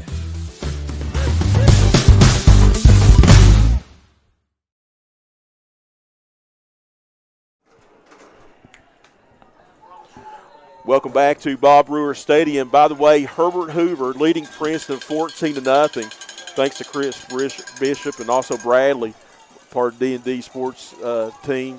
All the articles you read, he writes them, and he does a great job for D&D Sports Network. And he helps us out up here. And Hoover is AAA, by the way. Hoover is 3A. And I'll tell you, Joe Kinzer, I wouldn't be shocked to see Cameron try to pull a little sneaky business with a little pooch kick or onside here. Well, I tell you, when I was a member of the Logan 1990 first playoff team, ever in school history, I'll tell you this in a second, they're going to kick it away this time. Takes a bounce. Picked up at the 25, and Sloan's going to get it just shy of the 40. Billy Messer was our kicker that year. Logan's never been to the state playoffs. We were 8-1, had to go to St. Albans. Back then, only the top 4 made it, all right. In each class, all right. We onside kicked it the first time, touchdown. Wayne Bennett, the head coach, says, let's do it again. Recovered it, scored. Long story short, at the end of the first quarter of play, 4 onside kicks, successful, 28-0. Never looked back, went to the state playoffs. That's awesome. There's the handoff to Eli, and nothing there. And man, this Cameron, they're quick. They're quick, and they're sure tackling. Well, Eli, if he would have just took what he had, but that's his game, trying to hit the long ball. You know, the big splash play. You know, he could have caught maybe 2 or 3, but he tried to bounce it back. But against a team like Cameron, you can't do that. 4 carries, 48 yards for the junior. May throws, going to be nearly intercepted. Mason Scott almost had the pick. May threw that one into double coverage. Very dangerous play there. And I tell you, unless you take a loss here, in my opinion, I've never coached a football game. I think it's 4-down territory the way this thing's going. Like we talked, if Cameron stops and scores here, I think that about puts it out of reach with the way Cameron plays. 3rd down and 9, ball to 41. Low snap, Mays under pressure. There's the screen. It's complete. Another open field tackle. Adam Sloan, the receiver that time. only a gain of 1. It's now 4th and 8. You see Sloan visibly frustrated. And they had the screen set up, but, I mean. They're fast. They're just fast and hard to block. And they show punt. Yeah, I tell you what, the freshman for Cameron, number 18, Taylor Brown. I tell you, when I was doing my research last night, I had brief stats on limited stats, and it's blocked.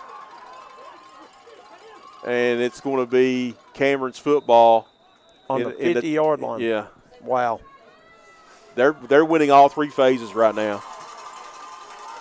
But if you're this Tug Valley defense, you got to step up and make a play right here. Yeah, I mean, you want to show some grit and toughness here if you're Tug Valley. You want to keep playing. Like I said, this ain't getting out of reach. There's a whole lot of football to be played here. It's on the verge of getting out of reach.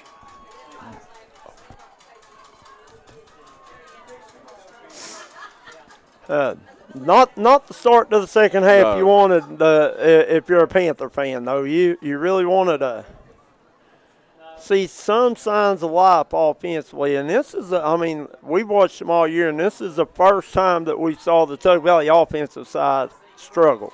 Yeah, Cameron. I mean, again, I have followed this. I've scoreboard watched. I live in Buchanan in Upshur County now, and they've had a phenomenal last 4 years. 41 of their last 46 games they've won.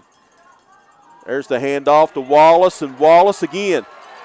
8, 9 yards a pop on first down. And Clipson Wallace is he's that guy for Cameron, isn't he? Coming into this game, he had over 3,200 yards of he's a senior of rushing. I couldn't find on Max Preps. He wasn't listed in the stats his freshman and sophomore year, so evidently that told me that he didn't get any playing time. I know we got Cameron fans on here if they want to chime in on know, that. Yeah. But the stats that I saw, he put up the last 2 years. And he makes some more guys miss. More missed tackles. Another first down. He's run through them, around them, over them. I mean, Jewel with the tackle, but again. Never want to hear your safety's name being called on a tackle on a running play, do you, Joe Kinsler? Unofficially, 19 carries, 131 yards. He's shifty. He makes you miss. He don't care to lower the shoulder. He runs hard. Yeah, run over top of you. Quarterback's going to keep it this time. He's going to bounce it. He's got plenty of real estate. And Tug Valley fans was wanting a hold, but nothing called. And Angel is going to pick up a lot of yards. And Cameron has, one penalty on the night? One penalty assist. Yeah, one penalty. Wow. Or is there a penalty flag? No. Nope. That's what I'm saying. They had one penalty called against them all night, right? One penalty that was assessed. We had offsetting penalties in the first quarter. Right. Oh, yeah, that's right. Someone said they need number 4 on his fantasy team. There's the handoff to Wallace again. Wallace just keeps on it going. Just a strong runner. And, that's a luxury for Cameron to have a kid back there that you just feel confident every time he touches it. He's getting 5, 6, 7 yards. He's a wrestler as well. And that explains his hips and feet. Yeah. Hey, listen, Jim Matton at Johnson Central absolutely. That's what I was getting ready. Used to say wrestling translates to every other sport better than any sport because it teaches you such good balance, such good footwork, and such good hips. Cameron has dominated every facet of this game so far. They're back in the red zone, third down, long one at the 19 of Tug Valley. Wallace, first down.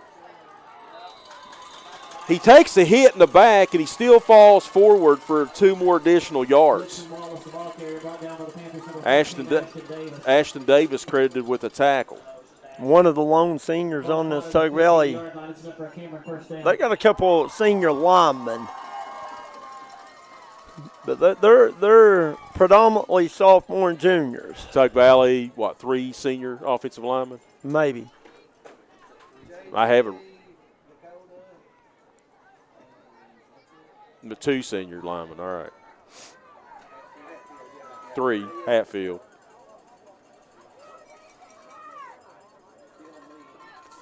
First down at 10, round to 15. Wallace again. Wallace going to bounce it out. Follows his blockers, runs over a guy, and he's near the goal line. Very close to getting in. First down and goal coming up inside the 1. Joe Kinzer, I did not expect this. I'll just be blatantly honest. I didn't expect this. I thought this was a pick-em game, to be honest. I did too. Somebody said Wahama will dominate Cameron. Well, Wahama's going to have to get through Tucker County, and Wahama don't like to play on the grass. They picked the turf field at Ravenswood last week, and I'm going to tell you, Tucker County's field's not in the best shape. And Tucker County's always tough at this time of year. Absolutely. First down and go at just inside the 1 yard line. Hand off to Wallace. He's stuffed. He lunges the ball over the goal line. He's got it. Touchdown. Man, they had him again. Stop short of the goal line. Smart. He spins out of trouble, extends the ball over the goal line for the touchdown. Wow. What a football player. And unless something miraculously happens, Cameron in its 115th year of football is 17 minutes and 55 seconds away from getting to Charleston. 115 years. 115 years. Their first year of football was back in 1910. Never made it to the big dance. 30 coaches in that span. In 115 years, 30 coaches. Angel's going to keep it himself, strung out, trying to get through there. It's good, 2-point conversion. Anything they've wanted to do tonight on all 3 phases, they've done it. 30-0 is your score. 5:55 remaining in the third quarter with Cameron leading in the state semifinal affair. We'll be back with more of Tug Valley football on the D&D Sports Network. Come on down to Moore-Chrysler, 1523 West Avenue here in Williamson, West Virginia, where we've got great deals going on right now on all of our new and pre-owned inventory. Guys, we got rates as low as 0% on 36 months on select units, as well as up to $8,000 off in rebates on select units as well. We have Wranglers, Compasses, Grand Cherokees, second and third roll. We also have the Wagoneers. We have Rams 2500s, 1500s. We've got a huge selection of pre-owned vehicles.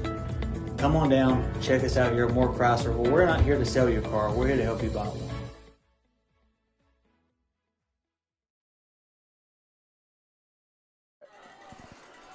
The Cameron Dragons, again, that's Clapson Wallace's second rushing touchdown of the game, and 30-0 lead. And having their way with the Panthers. Said in the pregame, I said, I'd be shocked if we have a blowout on either side. And I tell you, the Cameron Dragons, they have came to town. Came to play, didn't they, Joe? Yes, they have. I tell you, they've done a great job. This grass field, they tarped it all week long. They rolled it today all afternoon long, tried to make it in the best position. There's a catch at the 15 on the kickoff return. That's Eli. And Eli is still pushing the pile, still going. And they're going to blow him dead around just shy of the 35. But I tell you, this is a team, we talk about Tug Valley speed and physicality, but Cameron is a team that has been able to match Tug Valley speed and their physicality here tonight. Listen, when you look at Cameron up front, they're not real big. They're not real big, but they're fast. And they, like you said, they get to the gaps. They do some stunting up front. They do some stuff with their linebackers. And I think they've confused this Tug Valley offense. Preston May only has 12 yards of passing so far here tonight. He's going to step up in the pocket, and again, they're playing zone coverage. You're getting pressure up front. with the front four, bringing some linebackers, playing zone, and nowhere to throw the football. If you would have told me that Preston May, midway through the third quarter, would be 5 of 11 passing for 8, 13, 15, 17 yards, I would have said no way.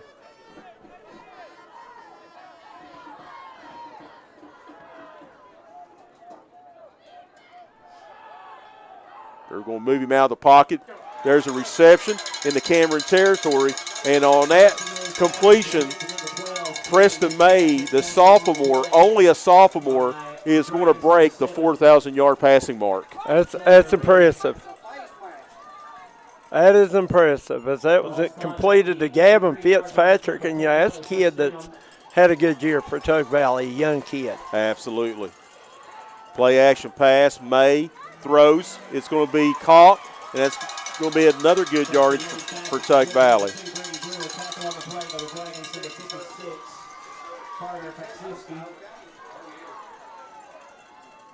Ball spotted at the 30-yard line. It's enough for a Tug Valley first So down. Brewer on that last reception, there'll be a gain of about 13. So Tug Valley's offense finally clicking down by 30. May over the middle, double coverage. It's going to be caught. When May's had time to really set his feet and survey and not be pressured, he's done not a bad job. But Cameron's done a good job of getting after him. Cameron Sloan on that last play. Play action pass again. May's going to step up. He's going to tuck it. He's going to slide down. And Tug Valley was wanting a late hit, but nothing called.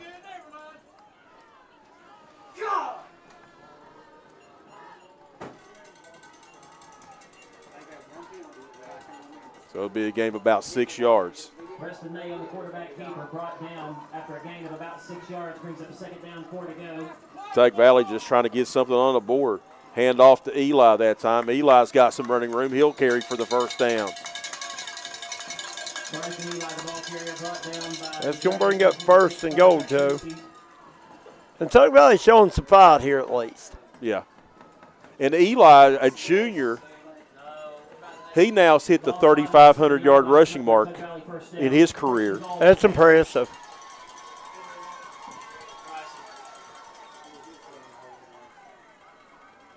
Trying to get something, first down and goal at the 7. May runs out of the pocket. He's going to look, can't find nobody, and the ball comes loose, and Cameron has it.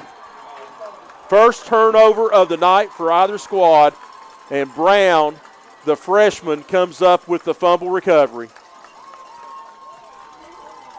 Preston May on the quarterback keeper. Fumble on the play, recovered by the Dragons. And I tell you, on that Cameron sideline, what's going through their minds? I mean, since 1910, they played football. I've triple-checked that the last 2 days and quadruple-checked it. And I even went through today to make sure, well, did they take a year off? But they played, yes, during the World Wars. It is 115 years. That's impressive. And they have came down here tonight, and they have played a great ball game. They have. Wallace is going to keep it. And he just keeps on running. I tell you what, I hope Najee Harris runs on Sunday like Clapson Wallace has here tonight. And if you're Tug Valley, you ran into a buzzsaw here tonight. Yeah. And then when you finally get some offense going, May trying to make something happen, he just got hit from behind and coughs it up. First turnover of the game. Very impressed by this Cameron squad. And Tug Valley again, sophomore and junior loaded. It's going to be a nice 2 more years in the fall here in Naugatuck. And again, just keep on running hard.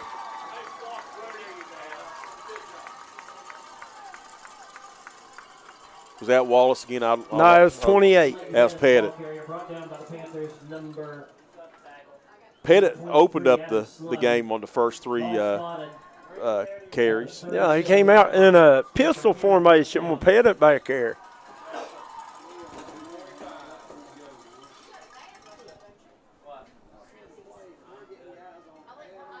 But, again, the next 2 years in Naugatuck for football, it's going to be a lot of fun. Yeah, it is. And if you're Tug Valley, I mean, you never want to lose, but what a run it's been this year. 12-0 coming into this one, and great season. Ellis Wallace this time. But here's the thing. You know, if you're Tug Valley, you get into a state semifinal, you get to play in December, you get the experience of big game atmosphere, big game. Might not be the outcome that the Panthers wanted here tonight, but this sets you up for next year. I'll tell you what, Joe Kinzer, at the beginning of the year, if you come to any Tug Valley fan or coach and said you're going to make it to the Final Four, go 12-0 during 10-0 regular season, 12-0 going into the semifinals of the playoffs, have a home game, you'd have took it. Absolutely.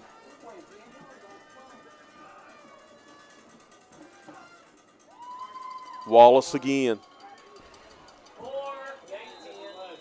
And why not? I mean, if you're Cameron, that's what you're going to do the rest of the night. You're going to keep it on the ground. You're going to watch that clock tick, tick, tick. And Derek Jewell coming up making the hard tackle.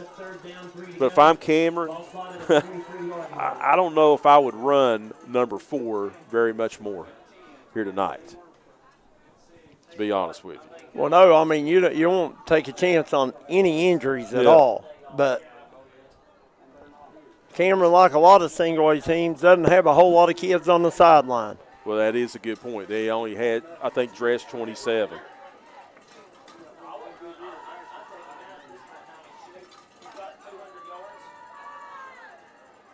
Wallace again. Carries for another first down. He's just tough. I mean, tough. He's just so shifty. He runs low gravity to the ground.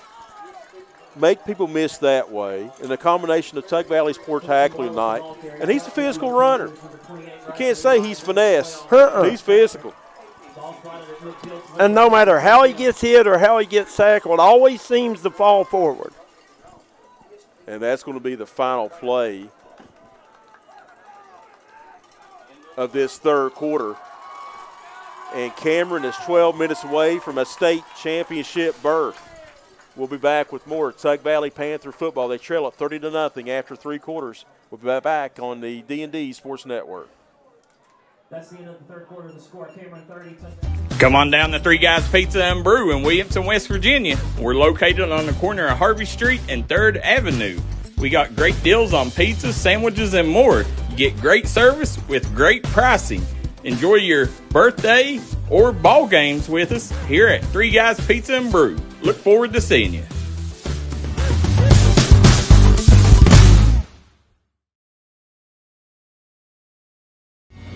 If you was pushed out of the area because of loss of work in the coal industry, look no longer. Jim Marr is here for you. Jim Marr is now hiring for all positions in the coal field. Stop by their offices in Logan, West Virginia or in Wheeling, West Virginia and apply today.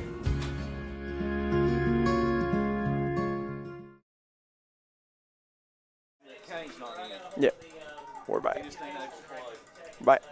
All right, first down and 10 for Cameron at midfield. You got to get your cameraman back up here. I tell you, I can't feel my torn left meniscus in my knee. I can't feel my toes. Oh, my toes I are can't gone. feel them at all. We are in the press box, thankfully, but we are standing in front of this big window, and it's cold. Got to be tough, Joe. Got to be tough. Absolutely. I got to make the drive back home to Buckhannon tonight, then leave early in the morning, go see my son Jackson. He lives in Berkeley County. And finally, they stopped Wallace in the backfield. Initially getting in there was Adam Sloan.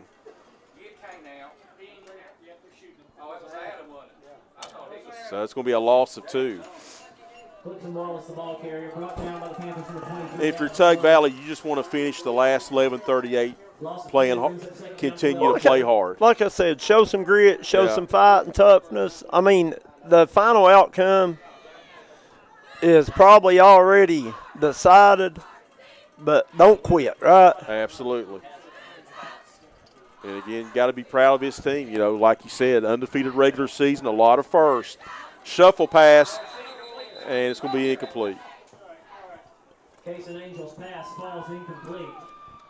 And, you know, a lot of firsts. You know, undefeated season. That's it. 12-0. Getting to the Final Four, and only the second time in the 38 years of the program. I mean. And everybody's so sold on Wahama and Tucker County. I think this Cameron team would go compete with whoever they play. And I'm telling you, I wouldn't be surprised if Tucker wins tomorrow I against wouldn't either. Wahama. That's what I've said.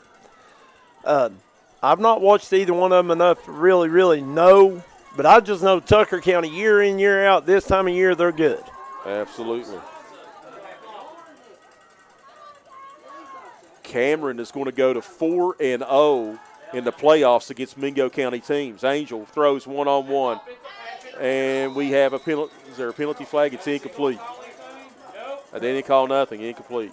Angel's pass falls incomplete. Intended for number 1, Nation Scott. Got a flag on the play.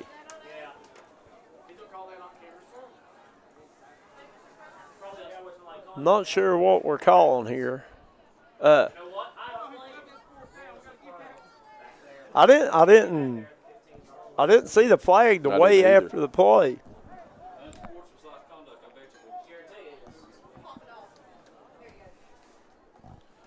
And we'll get the call from the official.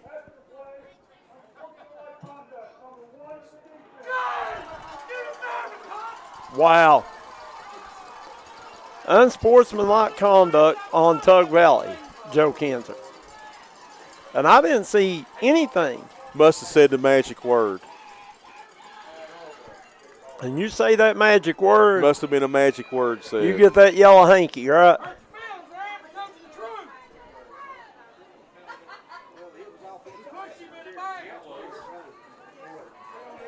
So the ball's going to be down at the Tug Valley 36-yard line.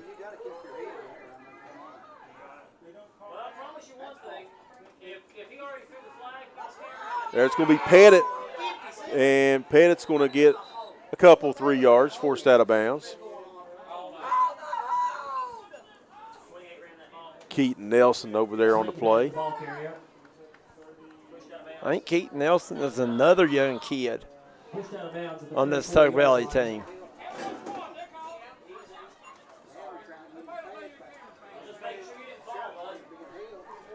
Gain of 2 yards, brings up second down, 8 yards to go.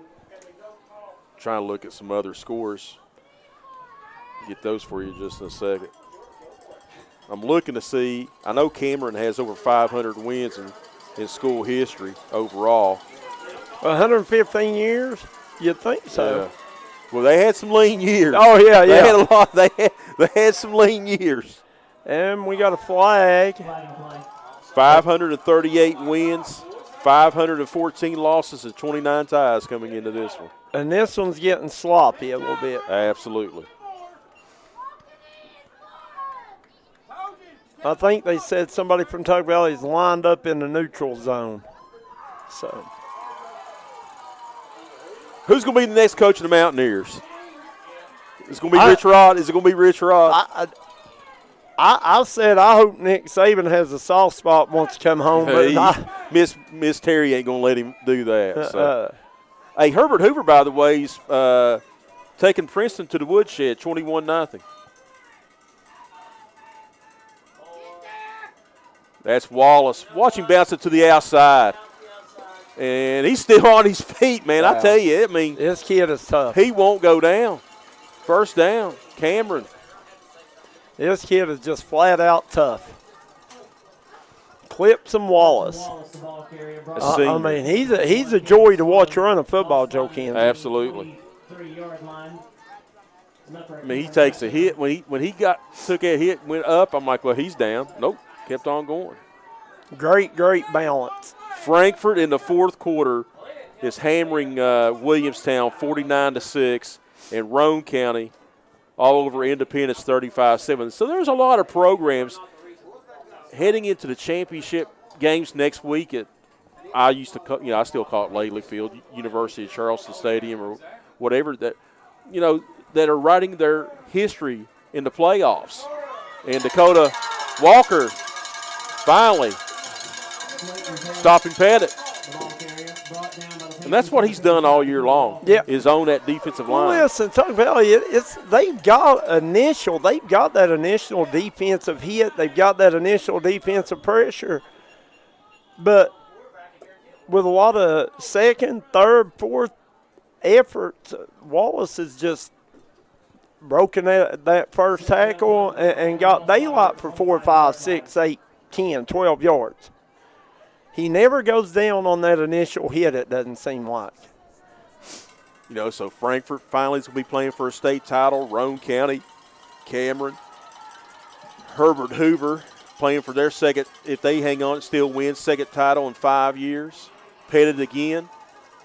I tell you, I mean, you quit getting a dose of 4, then you get a dose of 28. Well, and that makes it, you know, and if you're a defense and if you're a defensive coordinator and you're preparing for Cameron, if you key on 4, they do have other guys that can hurt you. It makes it hard to prepare for. Yeah. Yeah, Bradley's over to my left, and I said, how do you think this game's going to go? I said, I think it's going to go down to the wire. He said, I did too. And yeah. We were all wrong. Yeah. I'm not buying a Powerball ticket. Not tonight. I'm not buying, yeah. And there's that, you know, fake the toss, and there's Angel again. He's just running like Major Harris. They got him by the ankle, and he just gets down. That's a name from a past, boy. Yeah. Joe Kims are making Major Harris comparisons out here tonight. Here's the thing, all right? This is no lie. If you mention Major Harris to a West Virginia fan and they're under the age of 40, they just look at you, don't know who you're talking about. I'm serious. No way. Listen, Major Harris was serious. a bad dude. And I really think if he doesn't get hurt against Notre Dame and what was it, 89? Yeah. I think we win. At least I want to think it anyway, right? Yeah, that's what I was thinking. First down and go at the 4-yard line. There's Pettit, and he's close to the goal line. They're going to mark him down at the 1. Slayton Pettit, the ball carrier. And you see some of the fans starting to. I'm proud of Ryan Johnson. He's 37. He knows who Major Harris is. Okay. Hey, listen, I can remember watching Major like yesterday. Just think if he would have played in the era of today's football. Oh, wow. He was before his time, definitely. I used to try to emulate him in the backyard with their friends, you know, that option pitch. You know how they ran that option? Oh, yeah. Yeah. Low snap, gets it off, Pettit, hit at the 1, backs his way in the end zone, touchdown Cameron. They'll tack on another score. And correct me if I'm wrong, but that's a running clock. No, it's 42. I thought it was in the fourth quarter. I thought it was 35 in the fourth. My buddy Ryan Bostic, he's 33. He knows who Major is. Golly, I'm trying to think who the running back was. Robert Walker? Was it Robert Walker? Yeah. Yeah. And then they had Jake Kelchner, Darren Studstill. I'll never forget, you know, WVU played Florida in the Sugar Bowl. The extra point is wide left. They had Darren Studstill and Jake Kelchner sharing time. Well, Darren Studstill comes in and gets hit by a guy named Monty Grove from Florida. And Monty Grove probably never played in the NFL, but Studstill gets up. His chin strap is run straight up his face. And I was like, we don't need to come back in. Remember Studstill, one thing I remember about him, okay, if a receiver ran a 8-yard crossing pattern, he'd throw it like a Nolan Ryan fastball. Oh, yeah. And Darren Studstill. I forgot about him. No, buddy. I forgot about him. Listen, I've been disappointed in many a days in Morgantown. Oh, I got disappointed. Let's see, this year, which games did I go? We'll just keep it here, 6:52 remaining. I went up there and watched him play Baylor. I watched the Baylor game. I went to Acrisure and watched the Pitt game. Hey, I should have bought a Powerball ticket that night because I'll tell you why. The Pitt fans, they were pretty cool. The ones by me, they were old like me in their 50s. When we're up by 2 possessions with 4 minutes remaining in the game, I told them to a T how it was going to happen. And it happened. The heartbreakers by the Mountaineers are. Absolutely. Eli's going to bounce off of a tackle. I tell you this, I didn't think we'd be killing some time in the last 6:30 for this broadcast with Darren Studstill, Jake the Snake Kelster. Oh, no. Remember James Jett? James Jett, I sure do. I guess my all-time favorite Mountaineer would probably, I don't know, Pat White maybe, or Owen Schmidt. Yeah. All right, first down 10, Tug Valley ball at around the 35-yard line. May's going to step up into one. It's picked off. And things just keep going bad to worse for the Panthers. Slayton Pettit, the senior, with the pick. And as good as Preston May's been since day one, taking over as QB1 here at Tug Valley, had a rough outing here. And you hate to see it for the young sophomore, but you know what? He's going to look back on this game, hopefully grow and just get better from it. First loss as a starter here at Tug Valley. In his career, 4,000-plus yards passing. And 52 touchdowns to only now 18 INTs. Well, listen, as good as quarterback as he is, he's a better kid. Absolutely. If you know the kid, he's just a phenomenal, humble, well-spoken young man. And there's Wallace again. They can't wrap him up. They can't do nothing with him. He's going to run again into the red zone at the 19-yard line. He has to have over 200 yards rushing. Has to have. He came in with over 1,500. I mean, well, you can see why. You know, there's people debating about the refs. I tell you, if they would have called that defensive pass, if they wouldn't have called it, it still wouldn't have affected this outcome of this game. I mean, it's hard. Referees affect maybe a one-score game, but Cameron's dominated this game. They've won all three phases. All 3 phases, yes. There's Wallace again. And you know, they've not done anything fancy. Nope. They've not done anything that's just shocking. They've just lined up and said, we're going to put a hat on a hat and be better than you. And that's what they've done. And congratulations to them. All you can do is shake their hand and say good game, right? Absolutely. And when you're a running team, all right, and whenever constantly all night long, when you win the battle of first down, I mean, Tug Valley never had a chance getting the second down. I mean, when you get 8-9 yards on first down, sometimes get a first down on the opening play. I mean, you can't. It's hard to overcome that. It is. Second down, 7 the ball to 22. Wallace, watch him just.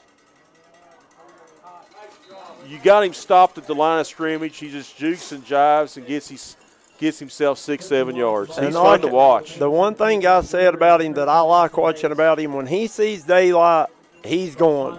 Yeah. He's not looking for the big home run play every play. He runs to daylight. He runs hard. He doesn't go down on first contact. I'm excited to see what Cameron does next week now. Absolutely. I've been to Cameron several times. When I moved away from here and was living in Morgantown with my job at the time, I had to go through Cameron. I can't remember the name of the grocery store, but, man, they had a great deli, and they had one good diner in town. About 45 minutes or so from Mountsville. That's Pet at that time. You know, Pettit runs hard too. We've sung the praises of Wallace, but Pettit's not a bad back by no means, all right? Absolutely. I think it's Copley's. I think it's Copley's Market. That's in Warfield, Kentucky. Come on now. No, I know, but I think if somebody from Cameron's still watching, I mean, if that supermarket's still operational, it's been a few years since I've been there. It's been before COVID. But I used to eat that Dragon Mart. No.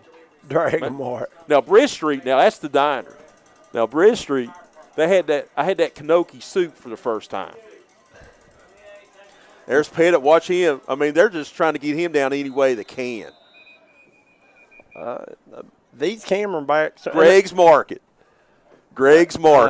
We knew somebody would come through here in the comments. I used to eat that deli all the time, and I went to the diner, Bridge Street Diner, for the first time. They said, "Hey, you want some Kanoki soup?" I went, "Hey, I'm from Southern West Virginia. If you can't tell," I said, "I've never heard of it, but I'll eat it. It's pretty good."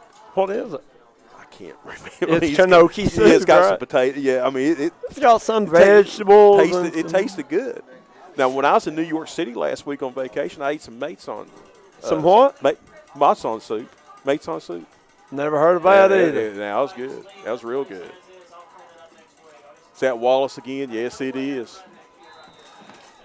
My favorite soup has to be good old beef flavor ramen noodles. Under a minute remaining, boys. Tug Valley 0, Cameron 36. Long night for the Panthers. Absolutely. And I tell you what, Cameron, they came down to Mingo County tonight on a mission, and they have accomplished it. Again, it took this program 115 years, yes, 115, to go to its first ever state football championship. And right here is everybody's favorite playing football, Joe Kinzer. Yes. The victory formation. 18 seconds.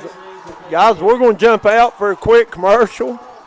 You see Cameron running off the field here. Victorious tonight here at Tug Valley High School. We'll jump out with a quick commercial. We'll be back with your Tug Valley Wellness Clinic, player of the game, post game, right here on the D&D Sports Network. Does I have to go to a Tug Valley player?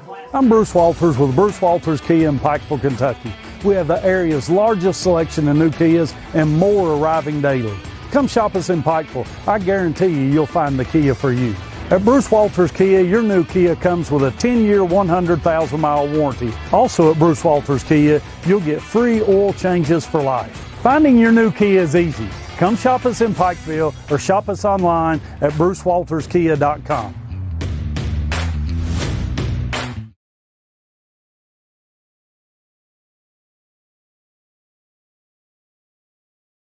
Looking for a new healthcare provider? Come see us at Tug Valley Wellness Clinic. We take all patients from the ages 2 and up. Our staff has over 30 years of medical experience. We do everything from DOT physicals, wellness exams, adult and child, walk-in visits, and more. Call us today at 304-236-3601 and reach us Monday through Friday.